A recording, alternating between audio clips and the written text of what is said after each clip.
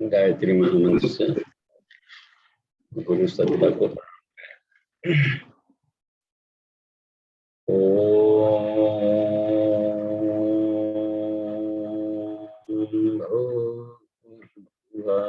स्वः तत्सवितुर्वरेण्यं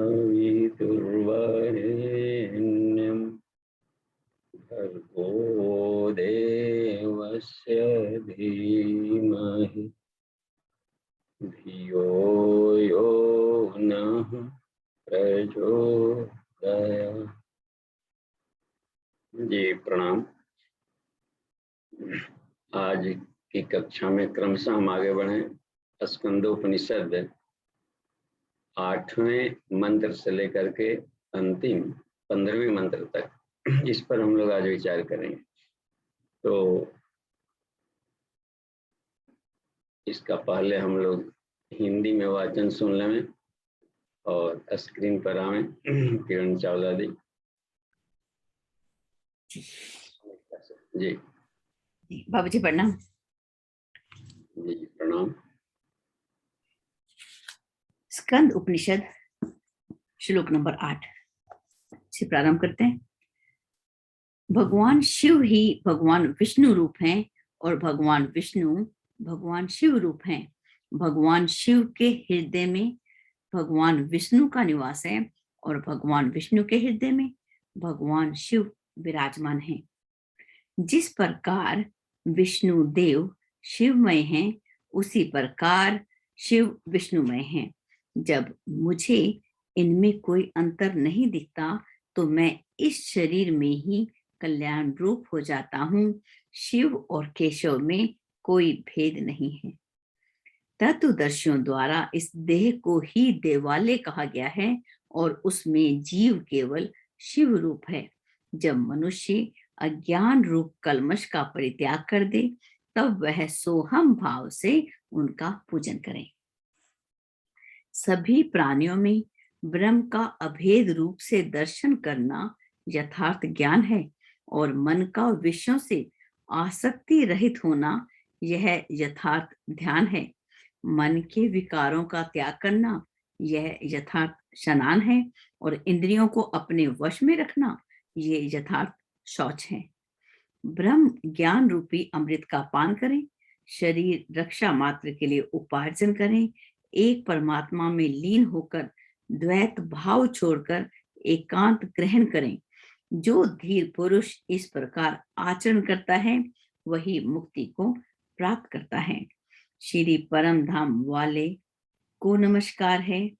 हमारा कल्याण हो, दीर्घ आयुष की प्राप्ति हो। हे विरंची नारायण एवं शंकर रूप नरसिंह देव, आपकी कृपा से उस अचिंत्य अव्यक्त अनंत अविनाशी वेद स्वरूप ब्रह्म को हम अपने आत्म स्वरूप में जानने लगे हैं। ऐसे ब्रह्मवेता उस भगवान विष्णु के परम पद को सदा ही देखते हैं, अपने चक्षुओं में उस दिव्यता को समाहित किए रहते हैं। विद्वजन ब्रह्म ज्ञान प्राप्त कर जो भगवान विष्णु का परम पद है उसी में लीन हो जाते हैं। यह संपूर्ण निर्वाण संबंधी अनुशासन है, यह वेद का अनुशासन है। इस प्रकार यह उपनिषद है। जी बाबूजी। जी धन्यवाद दीदी। अब इसका हम लोग पीछे से चलते हैं रिकैप करने। तो इसमें अब पूरा का पूरा चूंकि यह समापन है तो हम लोग उसका पूरा रिकैप देखें। पहले मंत्र से लेकर के 15वें मंत्र तक भगवान शिव को समझाने की शैली क्या रही है स्कंद। तो यहाँ से हम लोग सीधे चलते हैं पीछे से लगा समग्र का हम लोग देखें तो उन्होंने कहा कि हे महादेव, आपकी कृपा से हम अच्युतो अस्मि, यह उस स्थिति को अनुभव कर रहा हूँ जो अपनी आत्मा के भीतर में अब एकमात्र ब्राह्मी सत्ता को मैं देखने लगा हूँ। परब्रह्म की अनुभूति होने लगी है, यानी इस अवस्था में पहुँच गया हूँ कि अहम ब्रह्मास्मि शिवोहम सच्चिदानंदोहम अच्युतोहम अपने आप को अनुभव कर रहा हूँ। एक तालबद्धता होती है। वेदांत दर्शन में ऐसा आया है कि जैसे कोई ब्रह्मलीन हो जाता है, लिखा जाता है कि ब्रह्मलीन हो गए, परम पद पा लिए, अंतिम गोल को पा लिए, तो साधक की क्या स्थिति रहती है? परम पद में कैसा अनुभव होता है, ऐसा भी प्रश्न किया।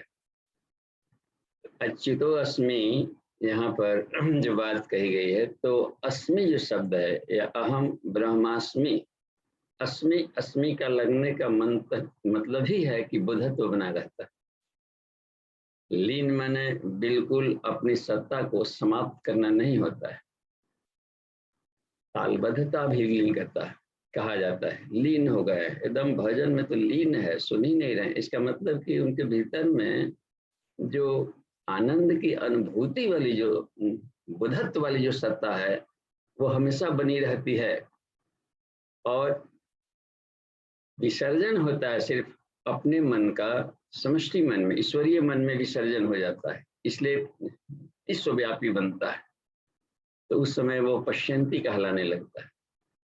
अपनी आत्म चेतना, उनकी आत्म चेतना के साथ तालबद्ध होती है। साजुज्यता, सारूप्यता, तद्रूपता, इन शब्दों का प्रयोग किया गया है।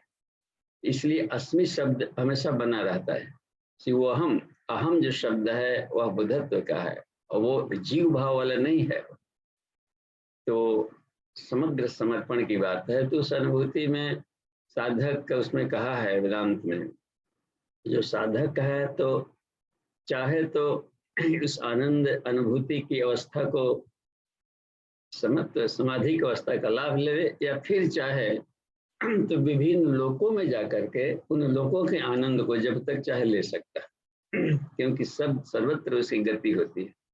तो यह है, यहाँ पर है कि मैं वैसा स्थिति को मैं फील कर रहा हूँ। अच्छा, वही बताया गया है कि जब अपना स्वयं का अभिमान समाप्त हो जाता है, सिर्फ यहाँ पर अहंकार का रूपांतरण की कला है। विज्ञान में कोष के साधक होते हैं। विज्ञान में शब्द का प्रयोग ऐसा नहीं समझें कि जहाँ विज्ञान शब्द आ गया वह पदार्थ विज्ञान को कहा जा रहा है। पदार्थ से ऊपर वाली जो बात है मेटाफिजिक्स, उससे भी और ऊपर वाली बात है परा विज्ञान, यहाँ पर रखा जाता है। जहाँ विज्ञान में कोष की बात है, हम लोग इस विज्ञान से कोई ताल्लुक नहीं है उसका। ये तो आकाश तत्व से ऊपर उठते ही विज्ञान समाप्त हो गया। पदार्थ की सत्ता आकाश तत्व से उठते ही समाप्त हो जाती है। आकाश में बदल गया, बिल्कुल अब शून्यता में आ गया। उस शून्यता के भीतर में वो फिर जाकर के शुरू होता है। इसी आकाश में एक चित्ता आकाश है, जिसके भीतर में साधक अपने, हम लोग चाहें तो अपने हृदय में जिस देवता का ध्यान करें कर सकते हैं, जिस दृश्य को देखें देख सकते हैं। उतना स्पेस कहाँ से आ गया आकाश? ये चिता आकाश कहलाता है। अपने मन की तरंगों को, अपने प्रेयर को, अपने भावों को उसमें हम उत्सर्जित कर सकते हैं। यह भी एक स्पेस है। चित्त, मन बुद्धि चित्त वाला जो चित्त है, वो चिता आकाश में आता है। इसलिए पदार्थ की सत्ता तो पीछे ही छूट गई, और उसके भीतर में भी एक और है चिदाकाश, जहां पर सिर्फ ईश्वरीय आनंद और ईश्वरीय ज्ञान और ईश्वरीय अत्यंत शांति, अत्यंत अथाह ज्ञान, ज्ञान में, शांति में और आनंद में अवस्था केवल उसमें रहता है। कोई हलचल नहीं वहां। अमृतम देवी, वहां पर कोई हलचल ही नहीं। अथाह शांति और अथाह आनंद का जो प्रवाह है, तो उस वाला आकाश को चिदाकाश कहा है। तो इस तरीके से आकाश की यात्रा शुरू हो गई। तो यह विद्या आकाशीय विद्या कहलाती है। पंचकोशी साधना में वरुण को बताते हैं, फिर जब इन्होंने भृगु ऋषि ने वो गायत्री महाविज्ञान में इसका दृष्टांत दिया है, युग ऋषि ने, कि जब वरुण देव ब्रह्म ज्ञान के लिए जाते हैं कि भगवान ब्रह्म ज्ञान दिए, तो उन्होंने कहा कि तपस्या जिज्ञासा, बस एक ही उपाय है कि ब्रह्म ज्ञान दिया नहीं जाता है, तप के द्वारा भीतर से प्रकाशित किया जाता है। सारा ज्ञान भीतर भरा पड़ा है, क्योंकि आत्मा के भीतर में बीज रूप में सारी शक्तियां ईश्वर ने डाल दी है। तो उसको सिर्फ उत्खनन करना है, उत्सर्जित करना है, पल्लवित पुष्पित उन्नयन की प्रणाली सिद्ध की जाती है इसमें। तो वो तभी होगा सिर्फ तपस्या के द्वारा बाहरी आवरण को, मन बुद्धि चित्त अहंकार को गलाना होता है। तो यही कहा कि यदि उसको गलाया जाए तो एकमात्र हरि का दर्शन मिलता है, अपनी सत्ता का साक्षात्कार होता है। आगे चल करके वही एकमात्र ज्योतिषाम ज्योतिरेकम तस्य भाषा सर्वमिदं विभाति, उसी के प्रकाश से सारी सृष्टि प्रकाशित है। कहीं भी देखें संसार में, यदि हम पदार्थ जगत में देखें तो ईश्वर को 3 रूपों में कहीं भी देखा जाए। नेकेड आई से भी हम लोग देख सकते हैं। जब आंखें हैं तो खुली नेत्रों से भगवान को देखा जा सकता है, देखा जा सकता है खुली नेत्रों से भी। कैसे देख सकते हैं, आइए इसमें देखने का हम लोग प्रयास करें कि कहीं भी दृष्टि जाती है उसमें गति जरूर है। गति, संसार में एक गतिशीलता है, एक गति है। उस गति को कोई ना कोई तो संचालित कर रहा है, भीतर में सत्ता है। तो ईश्वर को गति के रूप में देख सकते हैं। इसी गति को सुदर्शन चक्र कहा गया है। एक साइक्लिक में सारी सृष्टि को गतिशील रखे हुआ है। तो विष्णु को तो गति में इसको देख सकते हैं कि हर जगह वो व्याप्त है। तो गति के रूप में तो विज्ञान भी देख सकते हैं, गति है। और दूसरी बात मिलती है, वह प्रकाश भी देता है। सारा संसार प्रकाश से बना हुआ है। किसी भी पदार्थ को तोड़ेंगे, ब्लास्ट करेंगे तो प्रकाश में बदल जाएगा। अग्नि मिले, हे ईश्वर आप अग्नि स्वरूप है, इसलिए पूजा पाठ में कहीं दीपक जलाया जाता है। हर एक मजहब में लोग दीपक जलाते हैं, वह प्रकाश में है। ज्योतिषाम ज्योतिरेकम। अब रह गई बात की प्रकाश का मतलब ज्ञान होता है, हर जगह ज्ञान के रूप में है। चींटियों को भी देखा जाए तो वो चलती है तो पता चल जाता है। कहीं पर दीवार को उस पर भी गुड़ रख दें तो इधर से ही देख सुनकर पता लगा लेती है कि वो इस दीवार के ठीक सामने यहाँ पर गुड़ रखा उधर। अब कैसे सुरंग बनाया जाए, कैसे पहुंचाया जाए उनकी बात, लेकिन सेंसिटिवनेस हर जगह है। कहीं गुजर रही हैं तो आप भोजन जब खाते हैं तो गायत्री मंत्र बोल लिया जाता है। देखा जाता है कि जल का भी अर्पण करते हैं। ये क्या कर लेते हैं, क्योंकि उसमें मिष्ठान भी रखा रहता है, भोजन में शुष्टीकृत की व्यवस्था रहती है। तो चींटियां चढ़ करके थाली में वहां पहुंच सकती हैं। तो एक बाउंड्री जैसा जल घेरा बना दिया जाता है। और उस अवस्था में आप देखें कोई चींटी चली भी गई जा रही है तो वहां पर तो तालाब समझ करके समुद्र वहां से जाकर के लौट आती है एक बार। इसका मतलब है कि ज्ञान हर जगह है। कुत्ते भी बैठते हैं कहीं जगह पर, तो उन्हें देखा जाता है, एक बार गोल गोल घूम लेते हैं और गोल गोल घूम करके तब देखते हैं कि बैठने जगह है कि नहीं। कैसा तो नहीं कि हम आग पर बैठ रहे हैं कि ऐसा खुद दिक्कत आ रही है। इसका मतलब है कि हर जगह ज्ञान घुला है, पदार्थ के भीतर में भी ज्ञान घुला है। जो केंद्र के चारों तरफ जो घूम रहा है, न्यूक्लियस के चारों तरफ जो घूम रहे हैं इलेक्ट्रॉन्स, पार्टिकल छोटे छोटे घूम रहे हैं, तो आप देखे होंगे कि जैसे ओलंपिक्स में हमें नहीं घूमता है, 4 राउंड घूमना है, उसको 4x100 कराने हैं, तो घूमता है तो सबके 5 प्लेयर है तो अलग अलग सबके ट्रैक बने रहते हैं। बस जहां अपने ट्रैक से दूसरे में गए तो फिर फाउल हो गया और खत्म हो गया। इस तरह के देखें जितने भी इलेक्ट्रॉन से अपने अपने रास्ते में और अथाह इतने तेजी से घूम रहे हैं, प्रति सेकंड 1,86,000 माइल की गति से सब दौड़ रहा है उसमें, देखिए। और कोई अपने ट्रैक से इधर उधर नहीं हो रहा है। इतना तो ज्ञान है उसमें। लग रहा है कि हर जगह सृष्टि में एक ज्ञान के रूप में ईश्वर घुला हुआ है। इतना तो साफ पता चला। इसी को प्रकाश कहा जाता है और इसी ज्ञान को ब्रह्मा कह देते हैं। हर जगह ब्रह्मा है, हर जगह विष्णु है। और सृष्टि में जो कुछ भी देखते हैं कोई भी ऐसा स्थान नहीं है, शून्य में भी ऊर्जा भरा हुआ है। इसी ऊर्जा को महेश कहते हैं। तो ब्रह्मा विष्णु महेश कहाँ नहीं है। हम किसी मानवीय आकृति में देखना चाहते हैं, इसलिए निराश होते हैं। जो मानवीय आकृति में रहे तो हर जगह कहाँ से व्याप्त रहेगा। उसका एक अंश इस मानवीय आकृति में आकर के कुछ विशिष्टता प्राप्त करेगा। तो अवतार प्रक्रिया जब भी आती है धरती पर तो एक प्रवाह के रूप में आती है अंतरिक्ष में। और उस समय में, उस युग में जो वरिष्ठ आत्माएं होती हैं, जैसे श्री राम के समय में राम वरिष्ठ आत्मा अपने आप को बनाए, गए थे इधर से दशरथ नंदन बनकर और लौटे 12 कला के अवतार बन करके आए।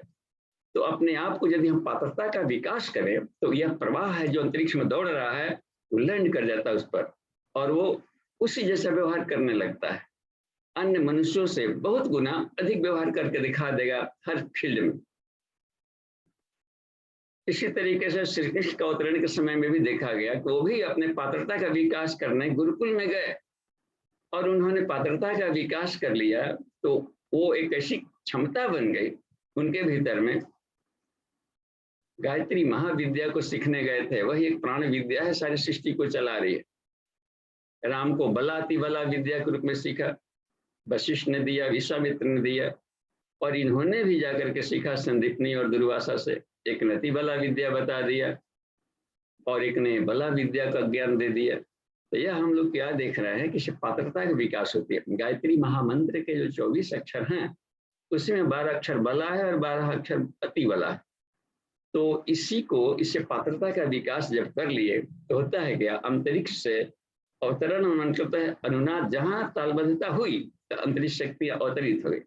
अब इसको माध्यम बना करके उस समय में वो सारे प्रवाह को रगड़ देती है। साथ ही साथ में उनके सहचर और होते हैं तो भी कुछ न कुछ अपनी पात्रता का विकास किए रहते हैं, उनके अनुचर बन जाते हैं। चाहे राम के बांदरी सेना हो या कृष्ण के गोप ग्वाल हो या बौद्ध के बौद्ध भिक्षुक हो या प्रज्ञा अवतार के प्रज्ञा पुत्र प्रज्ञा पुत्रियों हो, एक समूह में आता है, क्लस्टर के रूप में आएगा। सहस्त्र शीर्षा पुरुषा बन करके आता है, काम किया और अंतरिक्ष का प्रवाह था, फिर वो चला गया। वो तो प्रवाह था, अवतरण हुआ था, चला गया।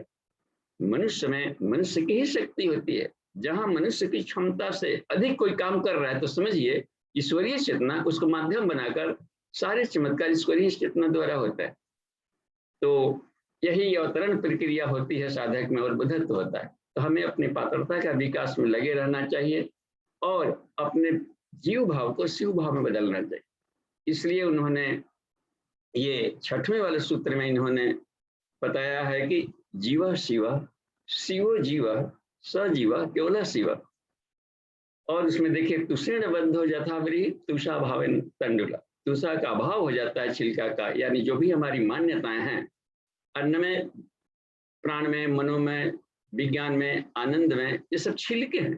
प्याज के छिलके की तरह, केला के तना भी काटा जाए तो उसमें भी छिलके दर छिलके होते। छिलका को अनावृत किया जाए तो इसे कहा जाता है, उससे छिलका को हटाया गया तो फिर जाकर विशुद्ध आत्मा, यह जीव आत्मा, आत्मा विशुद्ध आत्मा में बदल जाता है। तो अपनी आत्मा के प्रकाश में स्वयं प्रकाशित होता है। भगवान शिव ने गायत्री मंजरी में बताया है पार्वती जी को, हे पार्वती विभर्ति पंच आवरणान जीव को शास्तुते मता। हर एक जीव अपने चारों तरफ एक सूक्ष्म और भी सूक्ष्म परतों से वो घिरा रहता है और वह उसके रक्षा कवच हैं। यदि उसको केवल सफाई भी कर लिया जाए तो संसार की कोई शक्ति है उसको भेद नहीं सकती है। कोई भी प्रवाह, नैनम छिदंति ससरानी नैनम दति पावका न चेदम क्लिंद्यापो न सुशति मारुता, ये सारे संसार के झटके तत्व द्वंद्व अनभिघात की स्थिति आ जाती है साधक का। इसलिए निर्वाण शब्द कहलाता है। जीवित भी निर्वाण किया जा सकता है, जीवित निर्माण, पैगंबर महावीर स्वामी की तरह जीवित निर्माण। निर्वाण का मतलब है सारे संसार का बाण जब निष्क्रिय हो जाए, उस पर बम्बार्डिंग करके और फिर उसकी सत्ता को अच्छी अवस्था बनाई रख रही है, तो वह साधक निर्वाण की अवस्था कहलाता है। और वाण क्या है?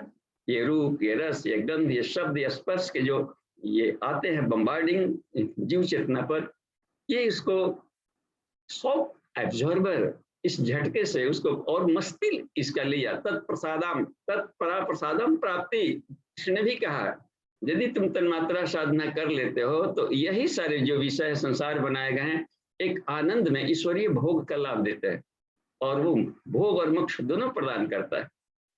सांख्यान विद्या इसलिए गायत्री कहा जाता है। यही बता यहाँ कर रहे हैं कि उन्होंने तुषेण बद्धो यथावरी तुषा भावने तंडुला और पास बद्धो तथा जीव पास भुक्तो सदाशिव।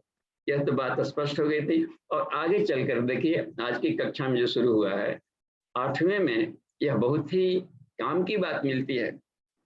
हम सब जीव भाव में आकर के अपने आप को तो भी मनुष्य शरीर या मान्यता तो बना ही लिए, पशु हूँ, पक्षी हूँ, मैं ब्रह्मा हूँ, विष्णु हूँ, इंद्र हूँ, देवता हूँ, सूर्य हूँ, ये जो मान्यताएं बना करके जीव काम करने लगता है तो वह विशुद्ध आत्मा फिर वहां पर जीव आत्मा कहलाने लगे। कुछ न कुछ मान्यता बना के जी रहा है, उस भूमिका में रह रहा है। इस भूमिका में रहते रहते न कि सिर्फ अपनी मान्यता, बाहर भी हम लोग जब देखने लगते हैं तो उसमें भी द्वैत भाव खंड खंड दिखाई पड़ता है, इसलिए कि सभी के बिहेवियर, गुण, कर्म, स्वभाव अलग अलग दिखते हैं। तो उस अवस्था को हटाने के लिए अब यहाँ पर देखिए ज्ञान की एक एक विचित्र रहस्यमय ज्ञान दिया जा रहा है। बहुत कम लोगों के यहाँ मालूम रहता है। शिव भक्त अलग अपना कोई संप्रदाय बना लेते हैं, विष्णु मत वाला वैष्णव मत अलग बना लेते हैं। अब देखिए यहाँ पर क्या उपनिषद कहता है, एक रहस्य की बात यह है कि शिवाय विष्णु रूपाय, वाह, शिव जी विष्णु रूप हैं, विष्णु स्वरूप हैं। एक ही चेतना उस रोल में काम कर रही है। शिवाय विष्णु रूपाय और शिव रूपाय विष्णु है। विष्णु शिव स्वरूप है। शिव से हृदय विष्णु, शिव जी के हृदय में विष्णु है, वाह, और विष्णु के हृदय में शिव है। विष्णु हृदय शिव, ये देखिए बता रहा, यानी द्वैत भाव को हमें जब तक से रहेंगे तो कहलाएगा इस व्यक्ति को अभी तक से अज्ञानता में भटकाव की स्थिति बनी हुई है। इसलिए संन्यास आश्रम में जाते ही एक काम किया ऋषियों ने, जिनको भी इसका संस्कार कराया तो कहा कि सारे सिंबल को पहले हटाओ। सिंबल माने पहचान, किसी भी तरह के मतांतर, संप्रदाय, भेदभाव जो होता है, इन सभी को पहले छिलका की तरह भू स्वाहा, शिखा काटो, भू स्वाहा, जगोपवित, भू स्वाहा, ये सब कहीं न कहीं पर स्लेट पेंसिल कबूतर की तरह भी ढूंढ रहे हैं। जब सात्विक वृत्ति बढ़ानी होती है तो ये सब कैडर्स बनाए जाते हैं। तंत्र साधना विशुद्धता की अवस्था होती है, और जब तक सचित विशुद्ध नहीं होगा तो आदमी की इच्छा के अनुसार पदार्थ के परमाणु हलचल नहीं कर सकते। उसी अवस्था में शुद्धि के प्रोसेस में रखा गया था। 7 स्टेजेस में पूरा तंत्र महाविज्ञान को पूरा किया जाता है। वो पूज्य गुरुदेव ने तंत्र महाविज्ञान बहुत बड़ी पुस्तक लिखी, वॉल्यूमिनस है, 2 भाग में है। उसको मिले कहीं तो उसका हृदयंगम करके देखें, पूरा साइंस बताया है तंत्र का। और हर व्यक्ति अपनी चेतना कितना परिष्कृत कर सकता है कि स्मरण मात्र से पूरे पदार्थ जगत के हलचलों को प्रभावित कर सकता है। लेकिन उस जर्नी में सफाई की व्यवस्था की होगी, उसी में आचार संहिता बनाई। मैंने प्रैक्टिकल क्या करें तो पहले साल बताया कि एक फेज में वेदानुशासन कहा कि वेदाचार यानी वेद के मंत्रों को सिर्फ रटा नहीं जाए, किया जाए, अपने भीतर में घोल लिया जाए, तो शरीर में सतोगुणी प्रवाह बन जाता है और ब्रह्मा का गुण आ जाता है, ज्ञानात्मक आता है। वेद ज्ञान से अपने आप को भर लिया जाए तो सभी तरह के ज्ञान है, घुले हुए हैं, जिसमें जो घृत वाला तत्व है अमृत जैसा निकाल लिया ऋषियों ने, जो उपनिषद कहलाया, लेकिन सब वेद के भीतर में वो भूले हुए हैं, सब तत्व है, सब तरह का ज्ञान है। कोई भी ऐसा ज्ञान विज्ञान ब्रह्मांड में नहीं है जो वेद के सूक्तों में नहीं है, ईश्वरीय प्रवाह है वो। अब इस तरीके से बात आ गई तो हम मंत्रों को सिर्फ उच्चारण न करें, उसको पिए, वैसा बनने का कोशिश करें। 1 साल तक मान लीजिए अभ्यास के 1 साल लगे, 4 साल लगे, 5 साल लगे, अपनी मर्जी। 5 सेमेस्टर है, अब उसको ये इसमें उसको पूरा करें। जब साल 1 साल 99 में लगा दी, 93 में लगा दी, अपनी मर्जी, या 10 साल लगाओ या 5 साल लगाओ। बहुत छात्र के लिए और अधिक चाहिए, इरेगुलर है तो और अधिक लगेगा। पढ़ाई छोड़ दिया तो फिर बुढ़ाएगा, सोचेगा कि अच्छा ठीक है, इधर उधर से फिर से ऑनलाइन पढ़ लेते हैं या फिर ऐसे क्लास लेते हैं। लेकिन एक गेस्टेशन पीरियड खोजता है। हर साधना एक फल है, एक खास समय में जाकर पकेगा तो चुएगा, उतना उसमें ईंधन आंच देना ही पड़ता है। तो 7 आचार संहिताओं में पहला वेदाचार रखा, दूसरा वैष्णवाचार रखा। भगवान विष्णु की जो आकृतियां बनाई जाती है, उन आकृतियों से फिलोसफी दर्शन हम पाठ करें और अपने जीवन में धारण करें। प्रज्ञोपनिषद में बता दिया गया था कि मूर्तियां बनाई जाती है, सिर्फ पाठ्य पुस्तक रहते हैं। जिन दिनों कागज कलम नहीं था तो पत्थरों की पुस्तकें बनाई जाती थी। तो विष्णु की आकृति बना दी गई कि अपने आप के भीतर में इन गुणों को रखें, कमल जैसा, सुदर्शन चक्र जैसा, गदा जैसी स्थिरता होनी चाहिए। तो ये प्रतीक की फिलोसफी या युग ऋषि ने प्रतिमाओं के रहस्य, इस पर साहित्य लिखा है पूरा। हर प्रतिमाओं को इसमें रहस्य मिल जाएंगे। गणेश का सूंड लंबा के हो, बड़े कान के हो, आंख के हो, ये सारी पुस्तकें हैं। इसके दर्शन को हम जीवन के आध्यात्मिक रहस्यों पढ़े। इसलिए विष्णु की आचार संहिता बनाई गई थी कभी, और उस कक्षा वाले बराबर उसी में रह गए। अगली कक्षा में जाने वाले, ठीक है, कक्षा बनी रहनी चाहिए धरती पर बराबर। इसके लिए हम पास कर जाएं तो पीछे वाले छात्र उस कक्षा में आवे। जो वेदाचार वाले थे वो फिर वैष्णवाचार में रहे। इसलिए आकृतियां तो बनी ही रहनी चाहिए, क्योंकि पुस्तकें हैं वो। और भी बात है। लेकिन जो वैष्णव भक्त थे, अगले कक्षा में जब जाएं तो उनको शैव भक्त बनना पड़ता है। और भगवान शिव की जो आकृतियों में जो चित्रण किए गए हैं, उन गुणों को डमरम डमरम डमरू जैसा, देखिए हार्ट के जो पंपिंग कर रहा है बराबर, dub dub dub dub dub dub कर रहा है, तो शरीर के भीतर में सारे सारे ध्वनियां निकल रही है। और वो भी सारे चक्रों में जो ये जो उसके बीजक बने जाते हैं, कंगलंग अंगरंग संग, जो ध्वनियां हैं, ये सारी ध्वनियां उसी से निकली हुई है। तो अपने भीतर में बुद्धत्व कर सकते हैं, या बाहर कहा कि इनके अपनी प्रतिभा का या अपने अपने आध्यात्मिक तेज का जब प्रकाशन होता है और शालीनता मिलती है कि वाह, तो यह रह गई बात है, उसके डमरू आकाश में भी फैल रहे हैं, शंख ध्वनि की तरह फैल रहे हैं। तो सब चित्रण का यह है कि हमको अभ्यास करना पड़ता है। और भी कम यहाँ भेदभाव था कि हम मंदिर में रहते हैं, श्मशान पर भी तो शिव जी रहते थे, क्या घर क्या बाहर क्या श्मशान, एक समान देखने की शैली तभी आएगी, नहीं तो उधर सत्य का गांठ पड़ेगा और केवल ज्ञान का सात्विक गांठ पड़ा तो फिर मैनिया रोग आ जाता है, फिर जाकर अब वो एक अलग ही रोग हो जाता है। बस वो अस्वाद व्रत करते रहेंगे तो अस्वाद का एक अलग से अहंकार आ जाता है, या फिर जाकर के थोड़ा सा भी रजोगुणी खाएंगे तो रिएक्शन कर जाता है। तो विशुद्धता की अवस्था में ये भी एक साइड इफेक्ट आता है। शुद्ध है जल भी पेय जल नहीं रह जाता है, उसमें कुछ ना कुछ तत्व तो मिलाया जाता है, कहाँ डिस्टिल वाटर कोई पीता है। तो हमें एक क्रियांगी में हम गांठ में पड़े गए तो हम संसार में सर्वाइव करने में हमको फिर दिक्कत पड़ेगी, क्योंकि प्रकृति तो त्रिगुणात्मक है, सतरजतम का मिश्रण है। तो हम ऐसा कॉम्बिनेशन बना के चले, वैष्णवाचार ब्रह्म उसमें आता है, वैष्णवाचार, फिर शैवाचार आया, फिर उसमें दक्षिणाचार भी है। वो चौथे वाले में दक्षिणाचार का मतलब होता है स्त्री पुरुष में भेदभाव खत्म करे। अब सबके भीतर में एक ही चक्र है ना, सातों चक्र सब में है, हर कोई साधना करके ब्रह्मत्व को पा सकता है। बाहर की आकृतियों में कब तक उलझे रहा जाएगा। ये तो सृष्टि विज्ञान के क्रम के लिए सिर्फ बाह्य आकृति में नाम मात्र का अंतर किया गया है, लेकिन भीतरी सत्ता तो सबके भीतर है। 5 परत वाले सभी बने हैं, सब साधना करके ब्रह्मत्व को पा सकते। उस ढंग से हमें देखने का क्रम शुरू करना पड़ता है। दक्षिणामूर्ति ऋषि ने ऐसा किया। 5वीं क्लास में जा करके वामाचार लाया गया। वामाचार का मतलब होता है एडवर्स कंडीशन आ गया, विपरीत परिस्थितियों में, कहीं ऐसा नहीं कि हम गांठ में पड़े हुए थे, आपातकाल में हमें रिवर्स गियर में भी चलना पड़ता है। ये ठीक है कि युद्ध का हुंकार हुआ, आओ तो आओ, लड़ते हैं तो लड़ते हैं, गया भी और युद्ध छोड़ के भाग भी गया। कृष्ण का एक नाम रण छोड़ भी है। और देखते हैं वहां जा करके उसको तो रिजल्ट लाना था ना, कभी कभी बैक करना पड़ता है। पिस्टन हमेशा आगे नहीं चलता है, आगे चलेगा तो भी गाड़ी नहीं बढ़ेगी। हर गति तभी होती है जब बैक भी हुआ करता है। तो रिवर्स गियर में गाड़ियों में यदि रिवर्स गियर न रखे तो कहीं भी रास्ता रोड ब्लाइंड हो और वन वे हो, थोड़े से पतले हो तो निश्चित रूप से खड्ड में गिरेगा ही गिरेगा। इसलिए रिवर्स गियर की भी जरूरत पड़ती है गाड़ियों में संसार में चलने को। इसको वामाचार कहा गया। अब देखिए, तो हम लोग वामाचार के नाम पर कोई उल्टा पुल्टा खुपड़ा खुपड़ी, और शुरुआत ही इस कक्षा में जाने वाले ही फेल करते हैं। नहीं तो भारत पूरे सभी तरह के मंत्र विज्ञान, तंत्र विज्ञान, यंत्र विज्ञान में इतना पारंगत था, पूरे विश्व को इन फैकल्टियों से ज्ञान देता था। अब समझिए कितना आचार संहिताएं थी। तो यही कहा कि जो विष्णु है वही शिव रूप है, शिव ही विष्णु है। सत रज तम, इसमें हम अंतर करते हो तो या तो सत में के थपेड़ों में उठते फिरेंगे, या फिर रज के थपेड़ों में उतरे डूबे चुबे करेंगे, या फिर तम के द्वारा प्रभावित होते रहेंगे। तो इसमें यह रह गई बात कि यह तम से यदि दूर हो गए तो भगवान शिव से दूर हो गए, शरीर में बल खत्म हो गया। बल तम माने खराब चीज नहीं, तम माने ऊर्जा, शरीर का इम्यूनिटी खत्म हो जाता है। इसी इम्यूनिटी को शिव जी कहा जाता है, ऊर्जा को कल। और धन नहीं रहेगा तो धन का कष्ट विष्णु कह दिया जाता है, लक्ष्मी एक शक्ति होता है।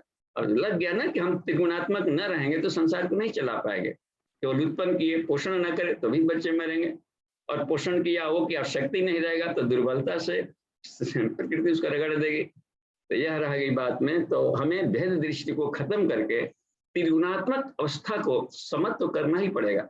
जो प्रधान शब्द का प्रयोग किया है महर्षि कपिल ने, जो 24वां तत्व है, कहा कि वो प्रधान है। प्रधान प्रकृति को अव्यक्त भी कहा जाता है, और अव्यक्त का मतलब न तो सत प्रभावी है, न तो रज प्रभावी है, न तो तम प्रभावी। एक समत्व का स्थान में आते ही फिर अपने आप की सत्ता का फिर पता नहीं चलता है, और वो समाधि यानी ईश्वरीय चेतना या शांत अवस्था आ जाती है। क्योंकि तीनों में एक कंडीशनल था।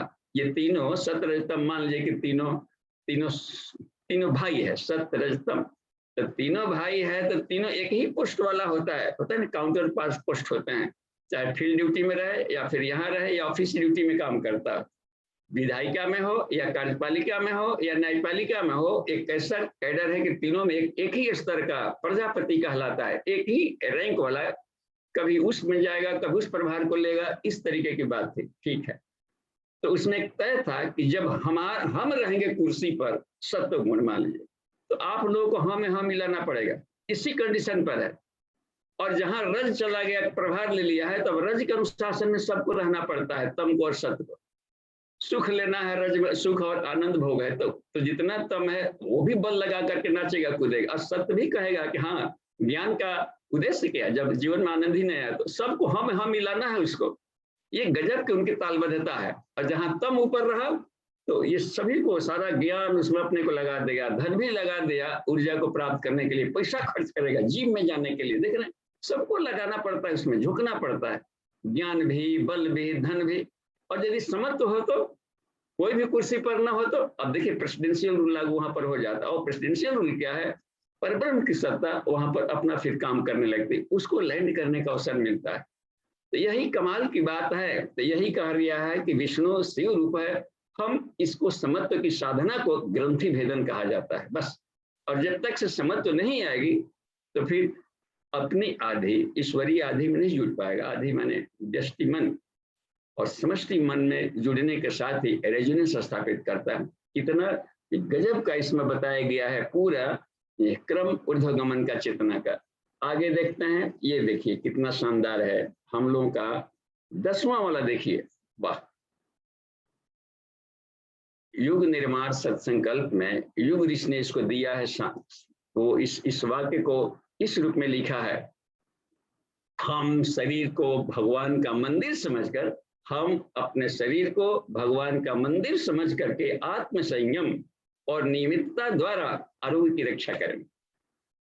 शरीर को ही भगवान का मंदिर जिन्होंने समझा है, अपने भीतर से देवत्व को पाया, बाहर के मंदिरों की भाग दौड़ उनकी खत्म हो जाती है, क्योंकि सारा ब्रह्मांड भीतर है, सारा मंदिर भीतर है, बाहर कितना जाएंगे। बल्कि चले भी गए हैं तो 1 सप्ताह से अधिक लग जाता है। वैष्णो देवी गए हैं, फिर वहां केदार गए हैं, फिर वहां इस बार चले गए हैं, वो रामेश्वरम गए हैं, फिर उधर, अब समझिए कितना टाइम टेकिंग लगता है। तो कोई ऐसा स्थान मिल जाता कि सारे एक ही साथ एक ही बार में सब दिखाई पड़ने लगते। तो यही बात इसमें रखा गया है कि शरीर को भगवान का मंदिर हम समझें। अब यहाँ पर इसी बात को संस्कृत में लिखा हुआ और सूत्र है उपनिषद का, ये एकमात्र सत्य है, देहो देवालय प्रोक्ता। वाह, शरीर को भगवान का मंदिर कहा गया है, बस। देहो देवालय प्रोक्ता कहा गया है। और सजीव केवल शिव, भीतर में जो जीवात्मा है वह विशुद्ध रूप से शिव ही है। अपना शरीर ही शिव जी का मंदिर है। और त्यजेत अज्ञान निर्माल्यम, अज्ञानता के पुराने बासी माला को हटावे। देखते हैं पुजारी जाता है रोज माला को हटाता है, नहीं वो सूख गया मुरझा गया, एकदम नया तोड़ के लेता है। तो कल के ज्ञान को हम लेकर कब तक ढोते रहेंगे? कल का ज्ञान बासी हो गया, हर दिन नया स्वाध्याय करें, नए ज्ञान लें और नए पुष्प चढ़ावें और नई यात्रा करें। वेद ने अनुशासन में दिया है, अहरह स्वाध्याय, निज अपने आत्मिकी वाले आत्मज्ञान वाले साहित्यों को पढ़ें। गीता तो हर की है घर में, बहुत कम ही रेयर लोग होते हैं रोज कम से कम एक सूत्र का स्मरण कर लें, और न भी पढ़ते हो तो उनके संदेशों को किसी न किसी ढंग से मनन चिंतन के लिए रखें। तो 2 साल में पूरा गीता को पी लेगा कि नहीं आदमी? एक भी मंत्र इसमें लिया जाए तो 700 श्लोक हैं, और इसमें 2 वर्ष में 365 दिन, 2 वर्ष से कम ही समय में वो बात बन जाएगी। लेकिन सिर्फ शपथ खाने के लिए बात रही, गीता की शपथ खाता हूँ कहते रहेंगे, या फिर दादाजी मरने लगे हैं, दादाजी मर रहे हैं, गीता पाठ करो। ये 9 दिन में यही सब किया जाता है। कोई व्यक्ति मर जाता है तो प्रेत जोनी से हटाने के लिए ज्ञान के सिवा कोई उपाय नहीं है। या तो पहला रहता है, या तो कठोपनिषद का पाठ किया जाए ब्रह्म ज्ञान का। नचिकेता को बताया है कि श्राद्ध काले में श्रद्धा उत्पन्न करेगा तभी ये ज्ञान तुमको प्रत्यक्ष से मुक्त करेगा। या फिर नहीं मिला है तो गीता का दूसरा अध्याय पढ़ा जाए, और उसमें भी जब बात बन जाती है तो फिर गरुड़ पुराण में भी ये सारी और दैविक क्रियाओं के बारे में ऊपर बताया गया, मरणोत्तर गतियों की जानकारी दी गई। अलंकारिक ढंग से समझने में थोड़ा दिक्कत पड़ता है, उसको उपसंहार पूज्य गुरुदेव ने लिख दिया है, वैज्ञानिक ढंग से कैसे समझे। पढ़ना है तो उसको हम पढ़ लें, या फिर प्रज्ञोपनिषद के चतुर्थ मंडल का 5वां अध्याय मरणोत्तर प्रकरणम है। तो इस सब पढ़ने से क्या बात बनती है, एक आभा बनती है, औरा बनती है, तो वो लाभ बन जाता है। तो वो प्रतिदिन हम कुछ ना कुछ स्वाध्याय करें अपने के लिए, अपनी आत्मा के लिए, और बाकी समय में मान लें कि 1 घंटा स्टडी करना है, और अभी हम स्टूडेंट विद्यार्थी हैं तो 1 घंटा वो पढ़ेंगे तो हमारा सिलेबस छूटेगा, तो ठीक है सिलेबस को पढ़े 50 मिनट 10 मिनट तो पढ़ा जा सकता है। और इस पढ़ने से क्या बात बनेगी कि क्लास में एग्जाम में बैठेंगे तो कंसंट्रेशन बनाएगा, वो कोई प्रश्न नहीं बना तो नर्वसनेस को हटा देगा ये, और तुरंत इस एकाग्रता रहेगी तो कमाल की बात लिखेगा। राजेंद्र बाबू जब एग्जाम में लिखने लगे तो कम समय में ही लिख करके दे गए, 1 घंटा कम समय उनको मिला था, देर हो गई थी पहुंचने में, और सारे प्रश्नों का उत्तर इतना बढ़िया लिख दिया कि एग्जामिनर जब चेकिंग कर रहा था राजेंद्र बाबू के कॉपी का, तो अंत में उसको कहीं गलती नहीं मिली, लाल कलम ज्यों का त्यों रख दिया, कॉपी रख दिया। फिर सोचा कि कुछ ना कुछ तो लिखना पड़ेगा, अब उन्होंने एक रिमार्क दिया, टिप्पणी लिखा है केवल, वही एक विद्यार्थी से इस पर लिखा गया है टिप्पणी, examiner is more brilliant than examiner. ये जो विद्यार्थी है परीक्षक से भी तेज है। अब समझिए किस अवस्था में लिखा जा सकता होगा, कंसंट्रेशन। उन्होंने कहा कि मैं कंसंट्रेट जब भी पढ़ता हूं तो उसमें खो जाता हूं, गहराई में जाता हूं। यार बात है, सारा ये कंसंट्रेशन कहाँ से आ जाएगा, मेमोरी पावर कहाँ से देगा। यही आत्मिकी वाले साहित्यों का स्वाध्याय करने को कहा गया है। तो भीतर में सारे तत्व हैं, और यही सारी विद्याएं स्कूल में नहीं पढ़ाई जाती, बाकी पढ़ा दी जाएगी, उसके सिलेबस की सारी जानकारियां दे दी जाएगी, लेकिन क्लास में भी बैठे हैं और कहाँ पर कोई दृश्य गया और आंखों से कुछ फिसलन और अश्लीलता के दृश्य में अपने आप को चेतनात्मक प्रवाह को डाउनवर्ड डायरेक्शन दे दी जा रहा है, इसकी साधना, इसका क्लासेस कौन लेगा। इसलिए जरूरी है हर छात्रों के लिए, हर व्यक्ति के लिए ये इसको पढ़े। तो आगे देखिए, पुराने बासी माला को हटाते जाए और पूजा करे सोहम भाव से। मैं जीव नहीं शिव हूँ। जीव इसलिए बन गया हूँ कि अपनी मान्यताओं को शरीर से आसक्ति थी, मन में चिपक गए थे तो अपने को मन कहते थे, प्राण में चिपक गए थे तो अपने को प्राण समझते थे, शरीर में चिपके थे तो अपने को शरीर मानते थे बस। और यदि चिपकाव नहीं हुआ तो तदा दृष्टि अपने स्वरूपी अवस्थान में था। यदि चिपकाव हो गया है तो वृत्ति स्वरूप इतरत्र, अब उसके जैसा व्यवहार करने लगेगा। बात ये आदमी नाचने लगा है जी, कल तो नहीं नाचता था, आज होली के दिन है नाच कह रहा है। ये नाच इसलिए रहा है कि भांग खा लिया है, बस उसके नशा के साथ उसे झूम रहा है, भांग खा लिया है। जा रहा था सब्जी लेने और गेस्ट इंतजार कर रहे हैं घर में, और रास्ते में ऑर्केस्ट्रा मिल गया, ऊंचा वहां पर देख रहा है भीड़ में, और खूब भूल गया कि हमको सब्जी लेना है, वहां पर गेस्ट बैठे हैं, लाकर कुछ फ्रूट्स ले जाना है, मिठाई ले जानी। और जब पटक बंद हो गया, डिंग बंद, अब उसको होश आ रहा है कि हम कहाँ चले थे, क्या है। तब तक से सारी बातें बिगड़ चुकी रहती है जीवन का। यह बात है कि यही चिपकाव का बात है। तो हमें चिपकाव, कहीं भी अच्छा फिल्म आ रहा हो, आदमी वो हंसा, ये भी हंसता है कॉमेडियन, वो रो रहा है, ये भी आंसू इमोशनल हो जाता है। इसका मतलब है कि वो देख नहीं रहा है, उसके साथ में खेल रहा है, साथ में। चिपकाव की ही स्थिति होती है, अरे सुख दुख धपेड़े खाता है। किसी को कह रहा है कि वो सोहम भाव से वो मेमोराइज होकर के देखे तो साक्षी चैतन्य चुकी है। तो साक्षी चैतन्यता पूरे संसार में होल लाइफ बनी रहती है। उसके आदमी कोई भी काम करेगा तो ईश्वरीय भाव से करेगा ही करेगा। तो ये विज्ञान में कोश की साधनाओं को इन्होंने यहाँ पर दिया है कि सोहम भावे न पूजत। यहाँ भी सोहम साधना बताई गई है, वहां भी बता दिया है। मानस में भी तुलसीदास ने सोहम स्मृति वित्तीय खंडा, और भी बता दिया है उसने सोहम चिन्मात्र चिंतनम ध्यानम उच्यते।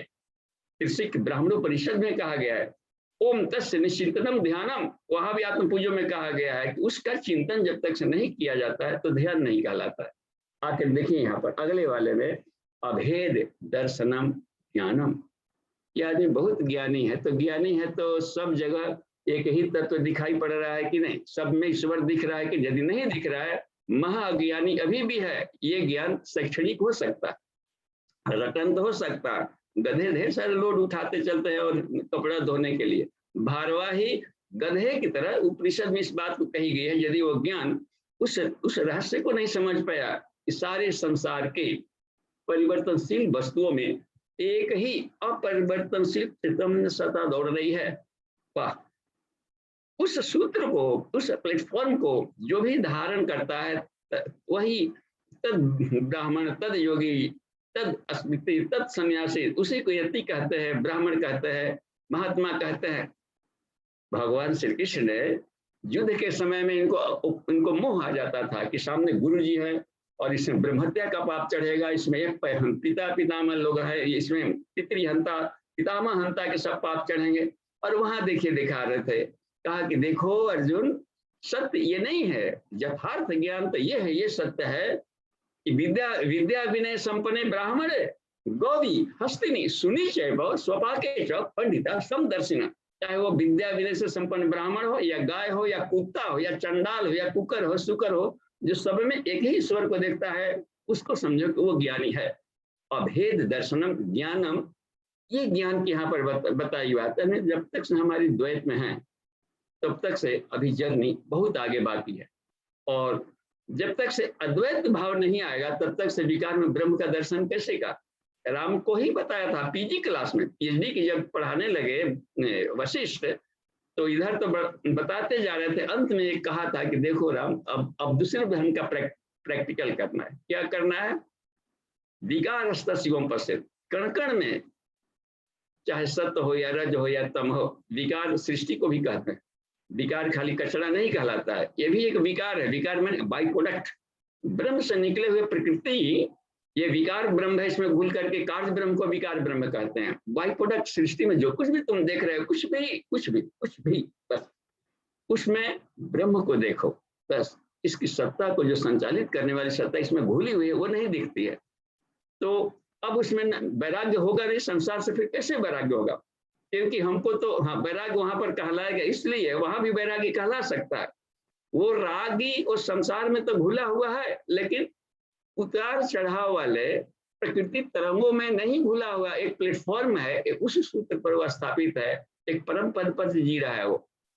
तो वो राग में रहते हुए जो राग से विरक्त रहे, वही शुद्ध वैरागी कहलाएगा। यहाँ पर बता रहे हैं, यहाँ पर तो ध्यानम निर्विषयम मनम, मन को विषयों से रहित करना यथार्थ ध्यान है।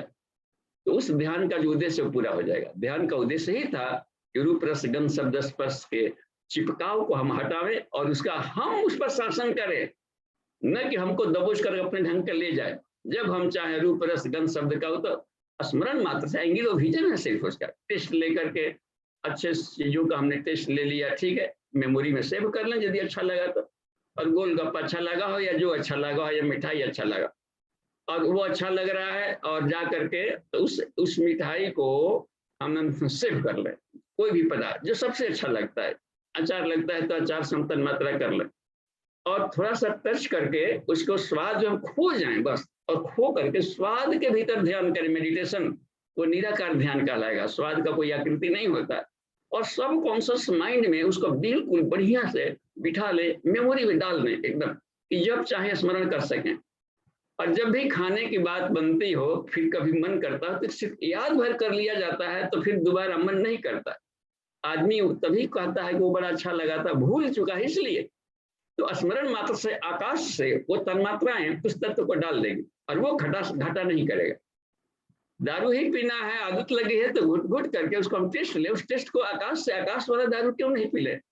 वहां भी सुरा सागर है, क्षीर सागर भी है, सारे सागर आकाश में भी हैं। ये सब वनस्पतियां कहाँ से ला दी, एसिडिटी कहाँ से खींच ली है तेजाब को? आकाश में सभी तत्व होता है, हम जो चाहे खींच लेंगे और साइड इफेक्ट उसका नहीं डालेगा, वो बम बम रहता है। तो तरीके से तन्मात्रा साधना के प्रैक्टिकल करेंगे तो आनंद भी ले जाएगा। घोड़ा तन्मात्राएं रूप रस गंध उसी साधक को परेशान करती है। घोड़ा दौड़ रहा है, तूफानी समुद्र आया हुआ है, ऊपर खबर रास्ता है, जो नीचे सोया हुआ कोई व्यक्ति है वो रगड़ाएगा सिर्फ उसके साथ में, रगड़ा करके उसका चिथड़ा निकल सकता है। लेकिन या गाड़ियां गुजर गई, सोया हुआ रोड पर गाड़ियां निकल गई तो उसका चिथड़ा निकलेगा। लेकिन गाड़ी के ऊपर बैठा हो तो वो तो और मजे लेगा, बल्ले बल्ले जितने तेज दौड़ो घोड़ा। तो यही कह रहा है कि ये आनंद में देता है। तो आनंद में सृष्टि बनाई गई है, आनंद के लिए बनाई गई है। हमें कह दिया है कि इस ढंग से हम यदि करें तो ध्यान यदि विषयों से रहित हो जाएगा तो ध्यान कहीं भी जाए, किसी भी जाए, ईश्वर को देखना शुरू करता है। आगे देखिए, स्नानम मनोमल त्यागम। स्नान एक्चुअल क्या है?